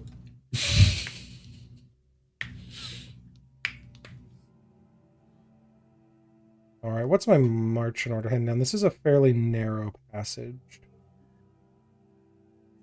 The back.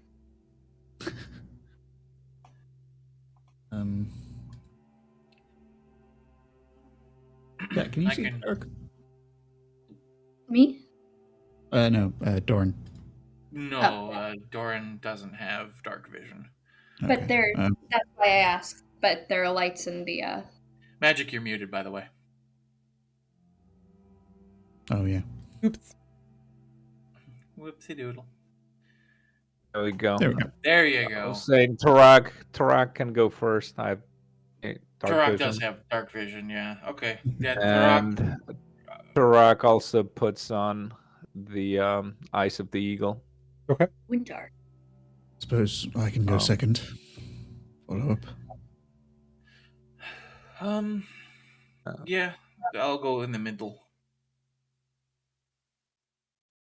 And And then I'll Dane and actually Maxwell. tail in the very end and be behind Maximil so I can disappear. Okay. As we're going down, I'm gonna cast Mage Armor on myself. You And, whine. Oh, go ahead. Tarak is going to also cast Pass Without Trace. Okay. On all of us. Sweet. Dig in. Anybody that's stealthing, go ahead and roll a stealth check. Grandar just kind of seems to be walking casually at this point as you guys get into the darker section. And then That's a plus 10 16. bonus to the stealth checks. Did you get a 26. Natural 20. Plus 9. Plus 10. Dang. That may be the highest roll we will have seen in a long time. Thorin disappears from in front of all of you.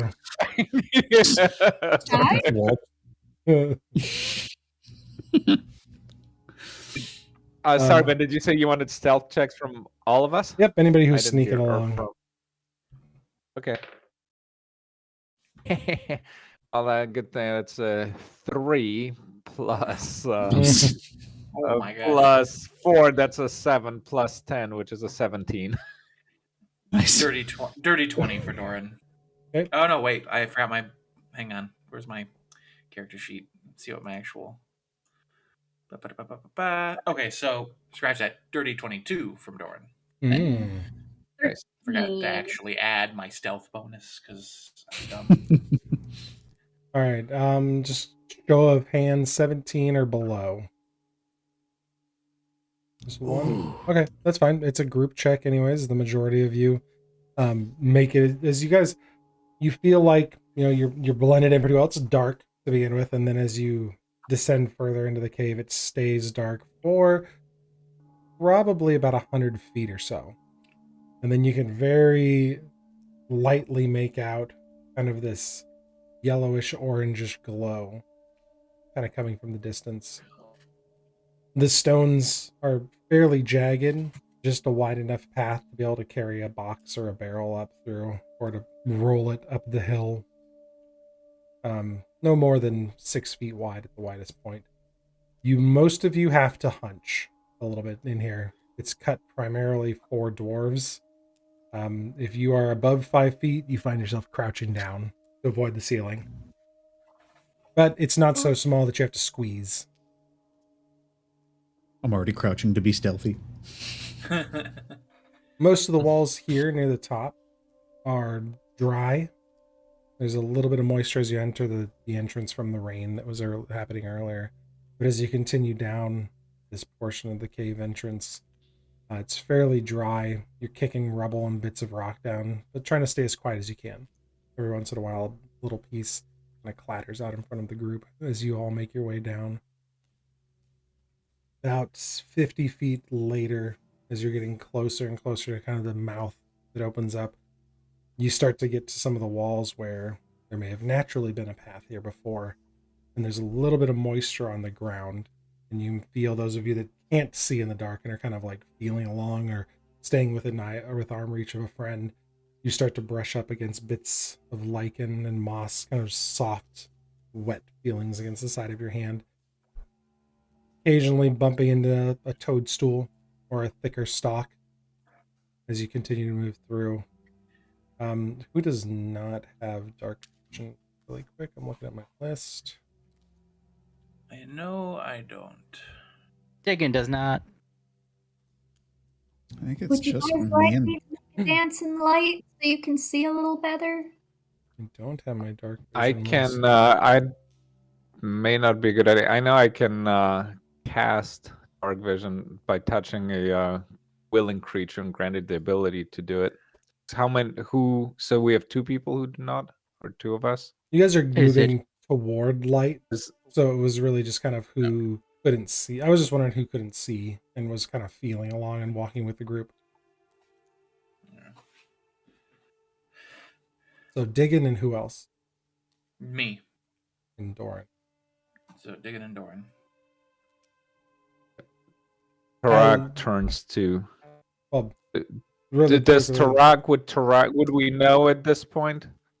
Who cannot be? I think we you guys talked will- about it in right? the Yeah. ruins Yeah, with the okay. goblins. All right. Yeah. Yeah. As you guys are going along and Yeah. Doran's kind of walking, with them. At this point, you guys are pretty practiced at guiding people through, especially since you know that you can see the glow of light coming up ahead. But Diggin, you wouldn't necessarily feel this immediately. You kind of get the first jolt of like seeing what happens as Doran is up in the distance in front of you, and you're kind of sneaking behind the group, making your way quietly. Doran, you brush your hand along a mushroom stalk on the wall, and the hallway reacts and glows a little bit. The stalk itself, as you brush against it, releases spores that, as soon as it kind of agitates and reacts with the air around it, the spores float down towards the ground in this really warm orange and yellow pattern. And you can smell earthy, rich, kind of just dirt smells as you bump off those little bits of spores. And Digging, you sense the light kind of flicker in front of you. But as soon as you kind of touch it a couple seconds later, they settle down into the lichen and the moss on the floor and the wetness, and you see them kind of just get absorbed quickly, and the wetness puts out that light that was appearing. I found a light switch. what's a light switch? Something that switches on the light. It's magic, I don't know. You make your way to the opening of this cave, and you can see now pretty clearly where the glow is coming from as you open up onto this rocky ledge. And looking down to the left, you can see where the cave has almost naturally cut a shelf. It's been assisted in a few places. You can see bits of moss missing on places where they've cleared out more of the rock. Some of it has been cleared out a long time ago, and the moss is starting to reclaim it. But the slight breeze that is still making its way through this room is enough to shake the mushrooms that are covering the ceiling of this cave.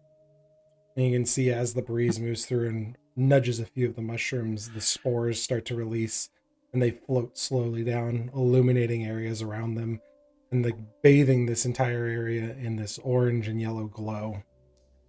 The chasm itself is pretty deep. From where you stand, it's another 200 to 300 feet below you. The rocks kind of outcropping in various different places, causing a few natural ledges to form.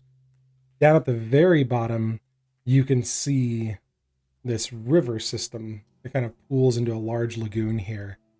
And as the spores kind of touch the surface, there's a secondary reaction with some other bioluminescent type creatures.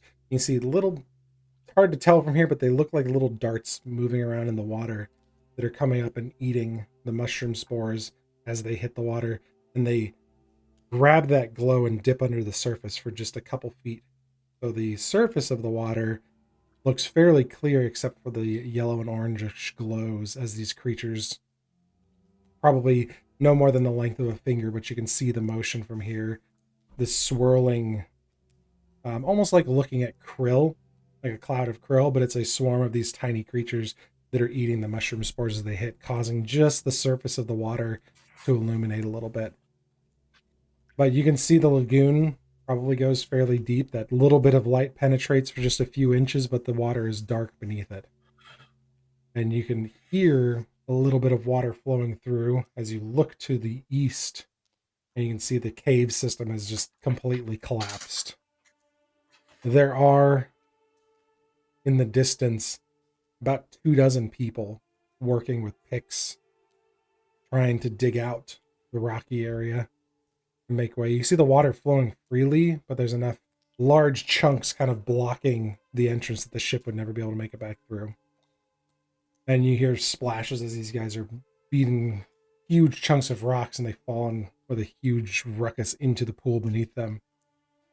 And you take a look around for a moment as Grandor looks back to the group view and goes, "Just wait. It'll be just a moment now. He'll make his pass." I'll wait with bated breath, watching the group of workers from a distance.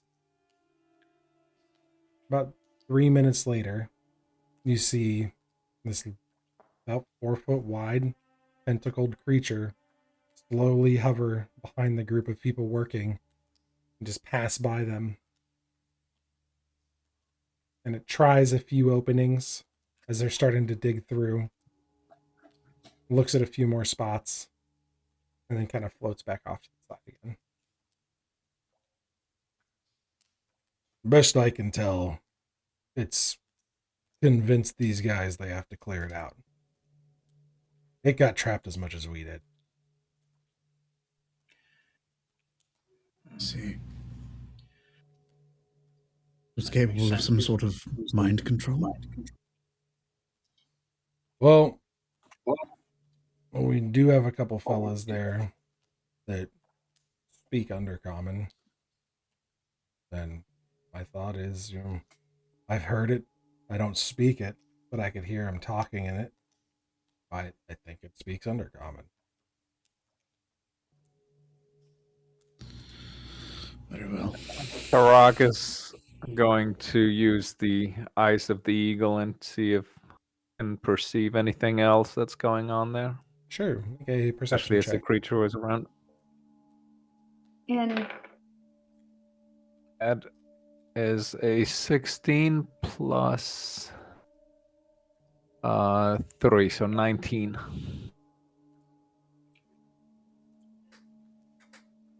Double check what those did for you again. I think they gave you advantage on perception checks. Mhm. Yeah. So Don't rely did on you sight. did you roll with advantage? Hang on. Yeah, right. No. All right, still 19. Okay. So from this distance and with the eyes of the eagle helping you out, you get a really good sense as it kind of moves past one of the creatures. You see one of the little tentacles like touch it on the shoulder, and you can't hear it from here, but you see a half orc kind of turn around, and you see his mouth moving. He's pointing to a few things, but from this distance you can't hear what he's saying. He's speaking just in a normal voice, and it's too far away for you to really hear over the sound of the water. But he motions to a few things, nods, and turns around and gets back to work, and the creature kind of moves off to the side of the cave and starts floating back towards the ship, which you can also see parked and secured with some ropes to some of the stalactites. Brain fart. Stalagmites might fall, right? Is that how it works? M's like a mountain, or is it? I can never remember the ground ones. Stalactites, stalactites, because they have to hang on tight. There you go. That's good. I like that. Stalactites, because they have to hang on tight. That works. So stalagmites. If I remember now, it was M for mountain because they're on the ground. So, There you go. stalagmite. So it's got a few moorings attached to stalagmites, and it's just kind of off to the side of the lagoon. You see the creature just kind of move back and take up a position near the ship itself. It's just kind of looking over everything. Could I try to read the thoughts from all the way over here? You can certainly try. It didn't give me a distance. Let me double check. I think it's just based on the distance of the spell, which, Okay. if I remember, is 60 feet? Then we're When probably you cast a spell as your action on each turn the spell ends, you can focus your mind on any one creature that you can see within 30 feet of you. 30 feet. Yep. Okay. Never mind. Definitely not. I need to write it down. A little far. Yeah. What were you saying there, Tarak? I couldn't quite hear you. Tarak, it turns to the group. It seems to be communicating with them when it touches them. I am not certain whether it needs to touch them to be understood or heard, but one of those tentacles seemed to have touched one of the workers, and they seem to have understood each other. Thought occurs to me, Grendar, these men, if they are under this creature's sway and we start attacking the creature, we may have to fend off your comrades as well. Well, I did slip down there and grab a couple things and talk to a few of them. I mean, me and the captain and Towson made our escape, and while they were sleeping the other day, I slipped down. The men are well cared for. They apparently it knows that it's trapped in here as well, and they said that it wants tribute from them, and it's demanding tribute in the form of labor. At this point, is telling them to get out. So then it's not like they're mind controlled or anything then. Not that I don't. So Okay. they just know if think they. Unfortunately, not any of them are sneaky. They're laborers, not brigands. So if it means them no harm, I am confused about our mission here. I think it very much means them harm if they don't dig it out. Why does it need to be dug out? I mean, we're bigger than it, and we just walked right in here. Well, it tried to make its way up this direction, but we held the entrance, and it didn't seem to want to come up this way. There's something about this system that it must have just been attracted to the canals here, this underground river, and it wants to go that direction to the east. I didn't interview the thing. I talked to a couple of the men that I found by the ship. And they seem convinced that if they let it free, they can free the ship, and then we can go on our merry way. But a few of them have reservations that it might just kill them all. We would rather dig ourselves out and be done with the thing anyways. This is a great hiding spot. I really don't want it here next time. Do we want to talk to this thing? Does anyone speak Undercommon? Not me. Dickon slowly raises his hand. Somehow I'm not surprised by this. Dickon does not speak Undercommon, but in Diggon's reading, this thing consumes flesh and magic, of which neither is Diggin. Yeah. I suppose you're not powered by magic, are you? Also, strangely, it is trying to dig its way out. You could relate to it on that. Oh, you have a magic rock for digging. Diggin can help. Go talk to it. This might be much simpler than we thought. You want backup for talking to it? Digging? No, Maximil, I do not think it is a good idea for you to come anywhere near that creature until we know more about it. I was going to say, we seem to be forgetting the fact that it eats magic and apparently flesh. Right, neither of which he is. He's got a point. I like it. Maybe staying within range could yes, of course. help. More or less what I'm trying to say is, does such a creature need to be dealt with peacefully? Need? No, of course not. But why should we risk life and limb if we could try to As a, fix the situation without it? Because then we risk it finding someone else. That's a very good point. We as might a, just unleash it upon someone else that's less capable of dealing with it. Fuck it, let's go. if, I pull out my if sword. if I can weigh in really quick too, Captain Ebek wants it dead for killing our friend Gorlid. That's true. It did kill their friend. That's also a thing we forgot. That's fair. Right. Sorry. I just don't want to risk this thing finding someone else who is incapable of handling it, and then their blood is on our hands because we did not deal with this thing. But what if this creature just wants to go home? Perhaps we are the intruders. Don't kill the man. I mean, it might want to go home. It's very possible. Oh, there she goes. Oh no! Oh no, everything's messed up. Yep. All The cameras, all the cameras are messed up. Oh, no. No. No, No. I'm a half a body guy. Was that a 30 stealth roll right there? It was. Yes. That was a 30 stealth from Sarah. IRL. What happened? She beat my 39.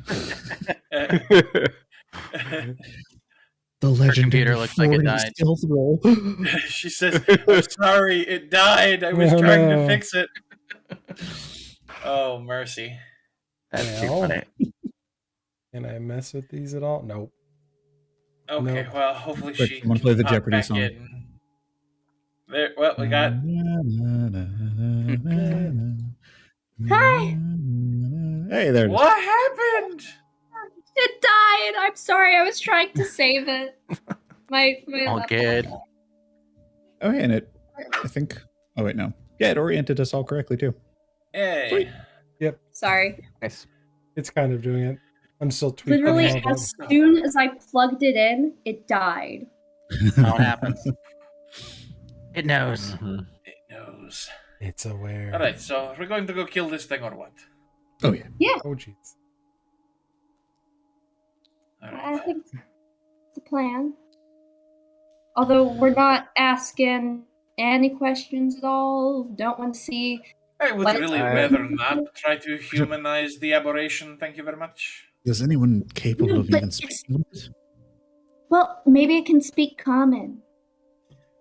No, maybe. I don't know. Clearly, it can communicate with those men down there. I mean, I suppose in Look. the same way that pointing a sword at a man is an intent of communication of do what I tell you or else. but a friend here just told us that the creature is attracted to something in the canal. It's attracted to magical objects. There could be something really cool in here that we could Something- find if we asked it, "Hey, what you looking for?"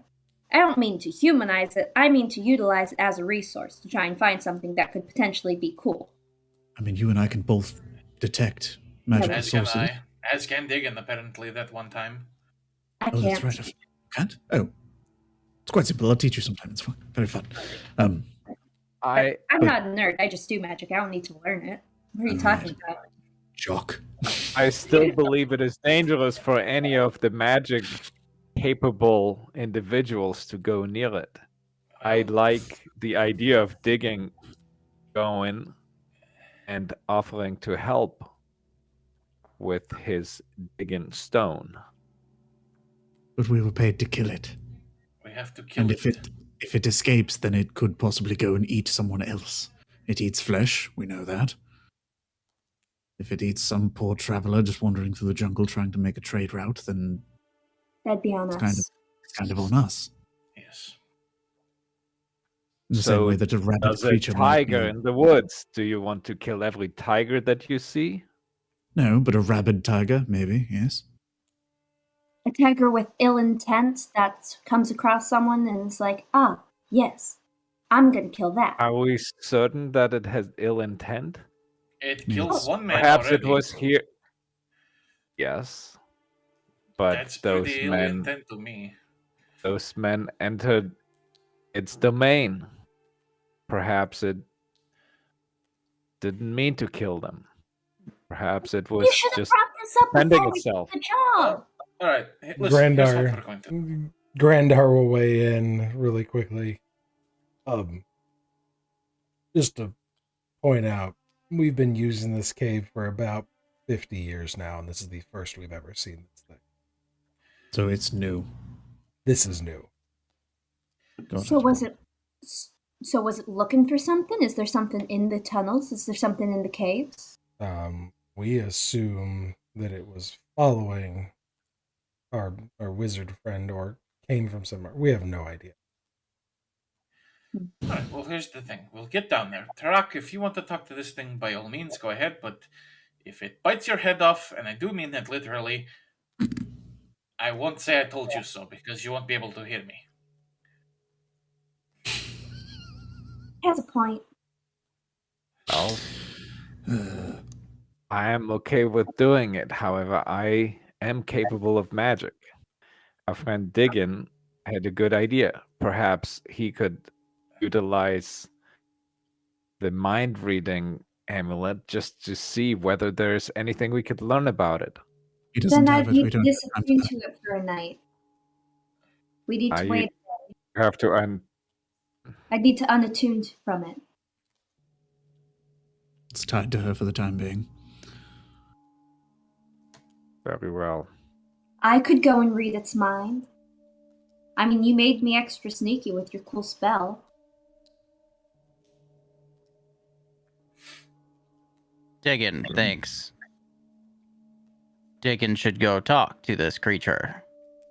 At least.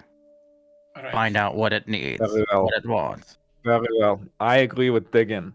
And as much as I dislike that thought, I think Maximilian and I, you can go. We will hide, stay as far away as we can, and you can try to read its mind as Digging is talking to it. 30 feet of it, but I will do so. And if things do not go the way we wish for them to go, then we attack and we kill it. All right. Perhaps this is the way we wish for them to go.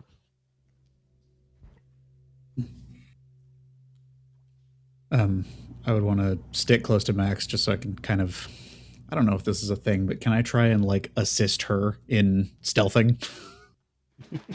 Yeah, I mean, Pasta Trace is still up, so Okay. that's going to help you guys sneak down there. Okay. Because she's got to be within 30 feet and I want to be within running distance of. Yeah. Right. So Diggin goes ahead.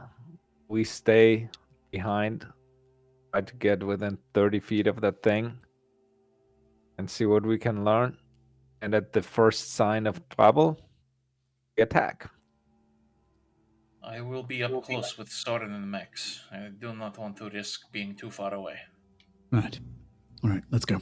Very well. Field trip. Grandar like draws your attention right down there. He points to the port side of the ship. There's a gangplank behind that stalagmite, but you can see the creature is kind of floating off of the back of the ship, kind of just hanging out near the ship.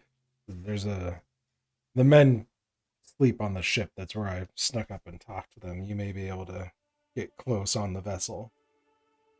The cave system itself, I mean, it'd be difficult to cross the water without making a lot of noise. Mhm.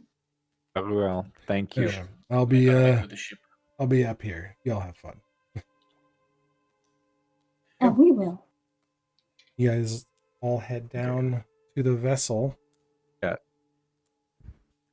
Um, So Diggin goes first, right? And we follow behind within Close 30 feet or behind, so. yeah. Yep. Yeah. Before we start marching down, Doran, do you have a lantern? I do. Was it from the patch? Was that Yeah, where we got a from lantern? Rogue, yeah. Okay, that's what I thought. I do have a second lantern patch as well. If we ever do need a second lantern, I can pull it off another one. Diggin will approach you really quickly and kind of like in a more hushed voice, like next to you. Can Diggin use your lantern? Of course, my friend. Here, he takes the lantern out and hands it off. Thank you. Diggin can't see well in the dark. And then I'll barely illuminate the lantern, but I'll stay ahead of the group and work my way down. Okay.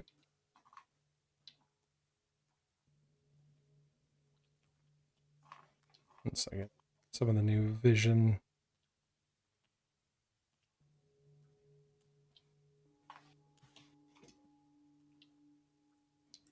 Oh, that should. Things.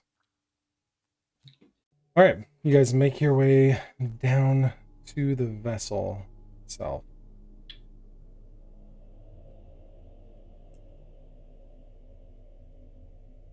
Sorry, we did update our system here, and some of the vision has been changed. Just making sure you guys can actually see everything before we go.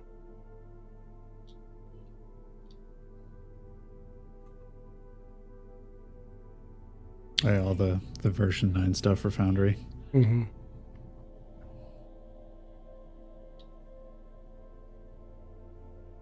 Oh, and I'd just like to get y'all's opinion. Should I try to like delve deeply into its mind to read thoughts, or should I just read its surface thoughts? Because it may be able to tell if I try to dig in. When Diggin did it. I'm gonna guess probably just surface level. When Diggin like did it, the person knew. Yeah. Yeah, so I'm not gonna try to bust in on the thoughts. Okay. So you managed to slip onto the vessel easily up the gangplank. It's floating off to the distance, and all of you had a fairly high stealth roll. Are you staying off the side of the vessel while Diggin goes up and tries to find someone, or are you all going to take up positions on the vessel itself? There's plenty of crates, lifeboats, barrels, like things to get behind to be able to slip around that you won't be seen. What would you all like to do? Definitely going on the vessel, Yeah, As far away as I can stay. but still within 30 feet of mind reading, right? Mhm. Yes. I need to be within 30 feet of him. Can I be 30 feet within the creature and still be off the boat? You would be hard pressed because it's off the stern of the ship. Okay. Then I will board the boat. Okay. Fulfill my pirate dreams. Pirate tell your new dreams pirate. trapped inside of this area. You could tell your new pirate mentor about your pirate adventures. Yeah. She doesn't die. Yeah. No promises. We just have to be within 30 feet all of each other to still pass without trace. Mm-hmm. So everyone within 30 feet of Tarak, and Maximal has to be within 30 feet of the creature. Okay. Yippee! Although you guys could be technically farther away if you wanted to be. I'm staying So next to you we just in want case to it be charges close at the by, magic yeah. caster. Yes. Appreciate Wanna it, be- thank you. Okay. There's strength in numbers close by.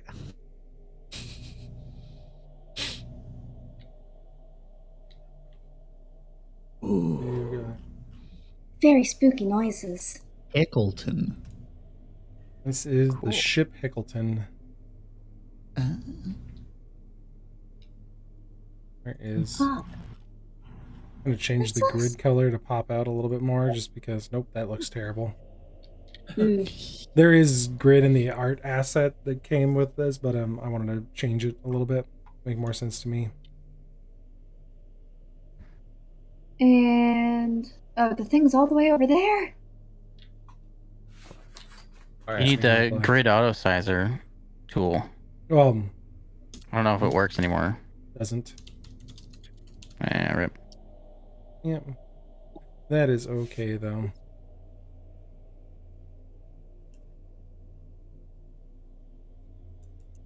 This is just one of the ones that came with the Molinet. So, no credit for artists today because this came from the Molinet set, so I'm not sure exactly who it's from. I want to make sure we're crediting on stream these days. But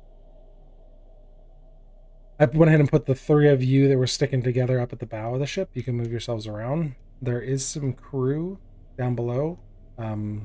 Passive perceptions from Doran and Tarak. You guys can hear a few people, probably 3 or 4, snoring down below. It's a couple very quiet sleepers down there, but it's pretty silent in the cave. What you guys like to do?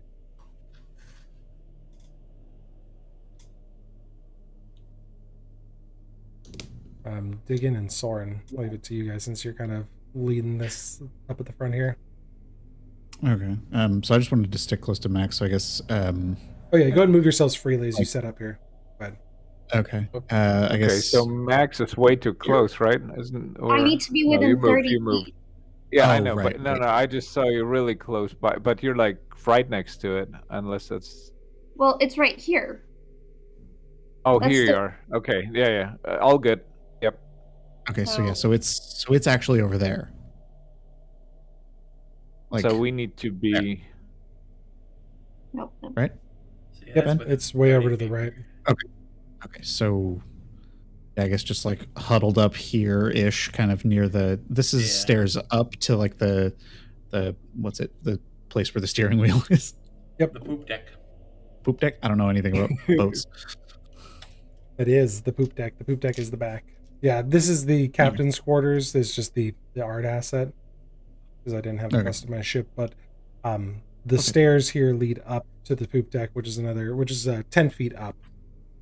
Okay. And this guy is floating an additional 10 feet. So we're gonna leverage the base layer of the ship here. So he's 30 feet in the air. This area so back here in the captain's quarters, if you were on the main level, you could walk out and be 30 feet below him if you come back to the walk back here. So he's 40 feet from us if we're down here. Correct. And then if you walk up the stairs, you'll be up 10 feet. Okay, cool. What's the game plan, sneaky people? You're all whispering. It's just kind of floating, monitoring the cave, like the area back where everybody's working off to the east. Dickon is going to go talk to it, and we're going to wait and see if anything bad happens. Yeah, but I'm supposed to read its thoughts too. So where should I be? I need to be closer. Okay. Oh, can you not do it from here? No! I can't do it from here, right? This is 40 feet away technically? Too far. Shit. Yes. We need to get up top. If we go, we'll be seen. Diggin will walk up to everyone in kind of in a whispered state. Make yourself small. He can carry you. Not very wise. No? Wait, what? You can shrink yourself. He can carry you closer. Do you remember what a beholder does? Yes. Eats magic? I do not believe she should get anywhere near it, anywhere closer than 30 feet. Fair enough. Maximil, Yeah. come up with me. But Diggin Wait. will go first. What if you just lure it closer to us? That is the plan, but Maximil, Yeah. you head up. No. What if I like that idea, Diggin? Perhaps you could go up and ask it to come closer, And then, and then be within it 30 will feet. be in range of Maximil. That If is you- what I am saying. But Okay. Good. But if I stay other here, stairwell, you need to Here? be able to see it. No, Do you? No. Yes, I need to see it, and I need to be within 30 feet of it. right. knowing what we know, Diggin will make it look this way. And I'll begin to move up this stairwell. Okay. Okay. It's And begun so to if you could float bring it like off to the north a little there-ish? bit. As you guys were discussing, it kind of began to float off to the north some. Bring it back. I'm over here. I need it to be there. And Diggin will step up Okay. to the poopy deck.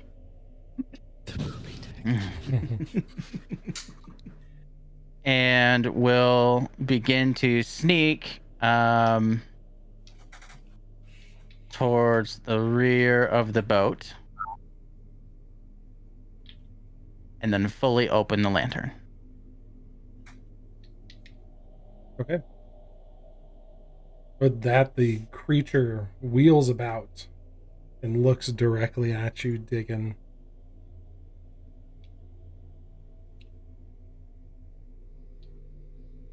As soon as you become, like, turn on the lantern and it turns and sees you standing there, I need you to make a wisdom saving throw. Yeah, we all have inspiration. Do we still have inspiration? 48 hours 48 haven't hours. passed. Until you fail a roll. Oh wait, it's until we fail a roll. Okay, sweet. I'm doing it at advantage. That was the really good one. Oh Yeah! That'll be good enough. An 18 and a nat 20 for a 21. Okay. It kind of opens its eyes wide at you and just starts floating towards you. And that central eye staring directly at you as it moves closer and hovers down about 15 feet. I gently put the lantern down on kind of like the... I'll put it on the floor. I don't want to put it on the edge. Okay. Kind of bow a little bit to the creature.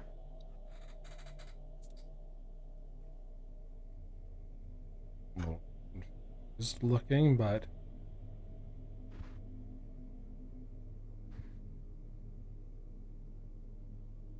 it stares at you with the large eye again as you bow. You kind of look back up at it. Need you to make another wisdom saving throw. Okay. Am I close enough to be able to read its mind?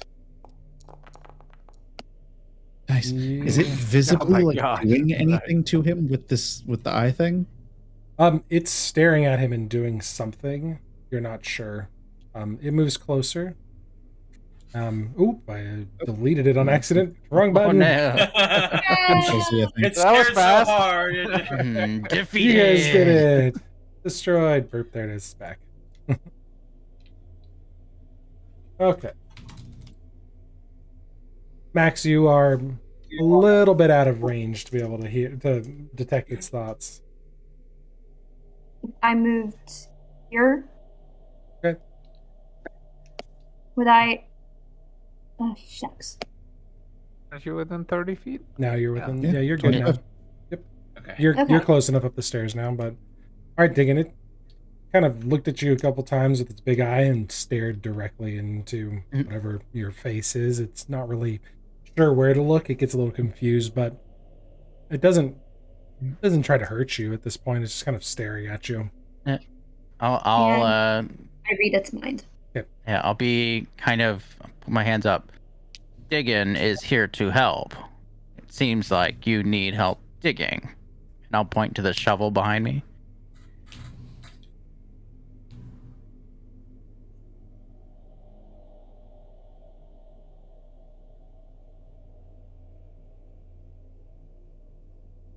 Trying to see if thoughts. I don't think it has a language component unless it's.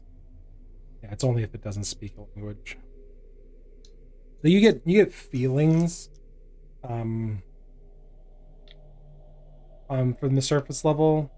Initially, concern. Maximilian just like really wondering what the hell's going on. And then as Diggins pointing to his shovel. It kind of looks back at him and then looks off into the distance and then says something. Nobody speaks Undercommon, so it says something that you're not exactly sure what the hell it was.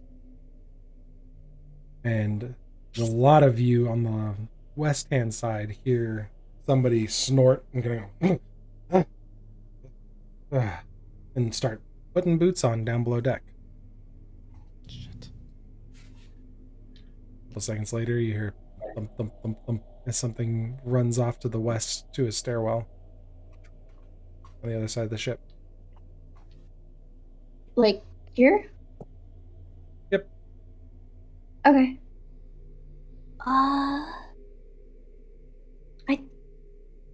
It's was concerned. Actually, right there. I was wondering that I need a little more information.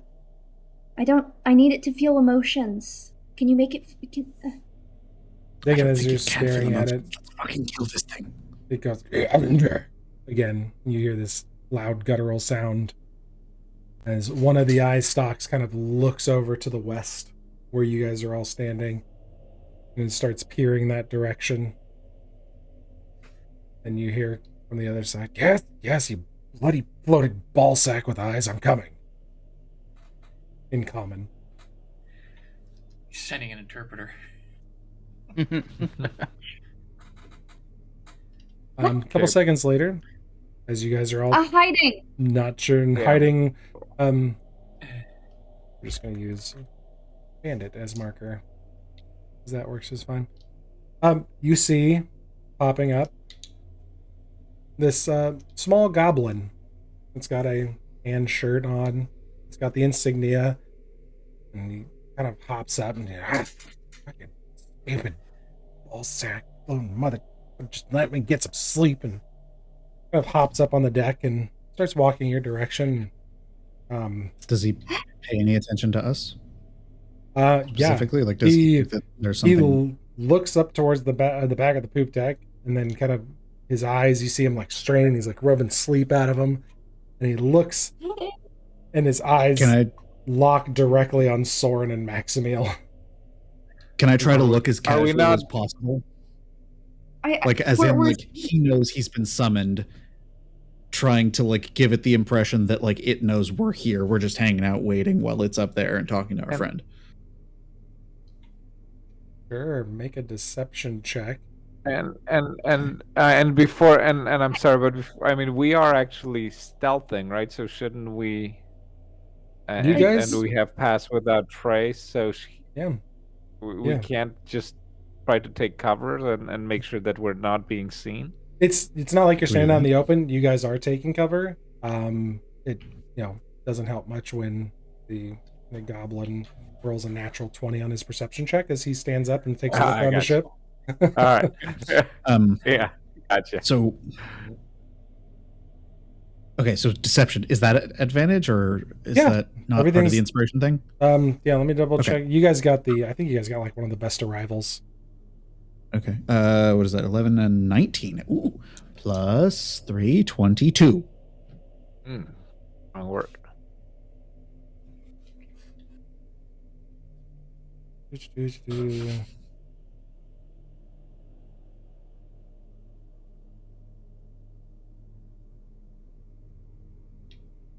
Oh, I think you guys got 7. So you get advantages on social interactions. So any social interactions you guys get an advantage with until you fail a roll. But not necessarily Does that- combat. It's social interactions. And this one, yeah, you're deceiving him. You're trying to look This is casual. social. Okay. Maximiel, I need one from you as well. If you're trying to look Yeah, casual. sure. Deception. Deception. That's an 18 and a natural 20. Whoa! So, yeah, leaning up pretty against the wall, just- high.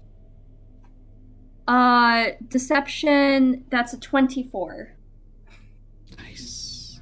The goblin starts kind of moving your direction and looks over the two of you.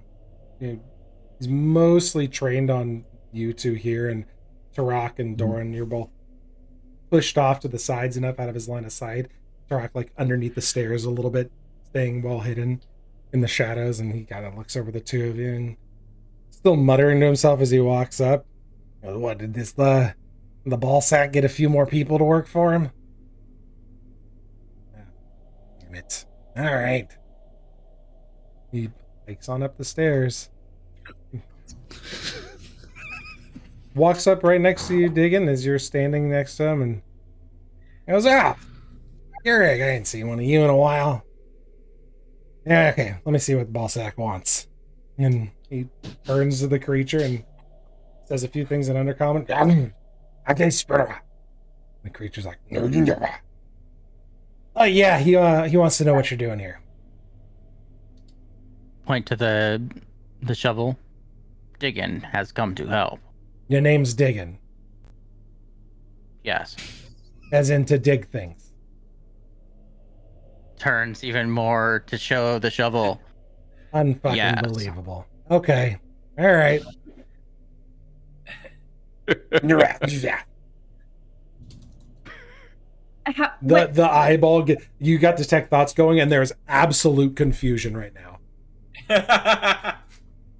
They like Okay. one of the tendrils comes out and like touches the shovel on your back. No reaction from Diggin. I pull the shovel out. You gotta blow its back. Motion just a to little dig. bit. Still absolute confusion. The goblin's like, yeah, okay, well, yeah, if you want to dig something, sure. There's a whole bunch of rocks that need work. He's not gonna pay you.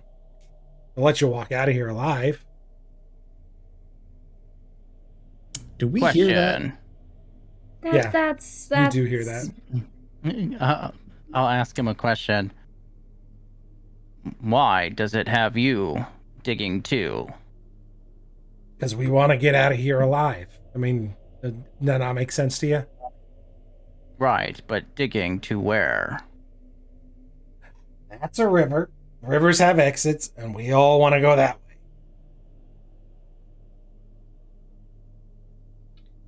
Can I insight check that? Sure. Is that a social interaction? It is. Absolutely. Sick. 12. I mean, there's no deception here. He's not trying to... Hey, He okay. wants to get the hell out of here. Look, we got stuck here. Ballsack here says, he killed our wizard. And our wizard tried to stand up against him, and then the wizard caused all this shit to happen. So if we all want to get out of here and go home, we need to dig it out. Otherwise, it's going to start eating us. It's hungry. It's been looking for food. It found a tasty wizard. And now we're all stuck. Just looking at Turok now, just kind of like pointing, like, Does it understand common? No. It doesn't. Why are you doing this then? Alright, Turok just holds in his finger, like, just 1 second. Because we can't really beat it. You know, we just work on the ship. I mean, we Alright, lift grabs the staff. boxes and Okay. And just kind of nods at the staff. Then let us help you. look at Doran, Okay. and then move over there's with him. still like a ton of confusion, and then the creature's gonna go. He goes, okay, well, he wants you to get to work now. I Alright. cast a march on Thorin. Go! And that's where we're gonna stop this week because it is 8:30. We don't even roll for initiative. No. Started I on don't the get to next run up. one. Damn. All right. Nope. You guys are gonna stop right where you're at here. I'm gonna No. pause on it. You guys had to talk to the floating ball sack and get the goblin involved. He was all butter. He was just trying to sleep. And someone got to talk to him and wake him up, and now he's got to come up talk to the floating ball sack again. Now he's gonna know that we saved him and all of his little goblin friends. That's right. Oh, this guy's so that's dead. right. He's like a goblin, the only Not. goblin. We're gonna help. He's right next to the Yeah. creature with me, and you guys are about to jump us. Yeah, well, these He's small. He can run out of the way. It's fine. He's gonna Yeah, have you'll a, be Creatures Yeah, probably just- gonna bad attack time. us. Just In the listen, funnel range, huh? Before we start next time, I just have Diggin look at the goblin and go, "You should run." Yeah. Nope, that is not on Diggins' mind. Well, we You are are free. taking a note. Initiative has already been rolling. Like, you guys are jumping into attack. There is no talking to this goblin. Yeah. Wait, initiative has been rolled. No, I'm Wait, we just rolled initiative. no. I'm just No. saying in my notes here. He's cracking a joke. Start with fight. No pre-talking. So everyone get on a Goblin. half an hour early. We'll pregame without Ben. Yeah, that's Yep. right. Goblin is fucked.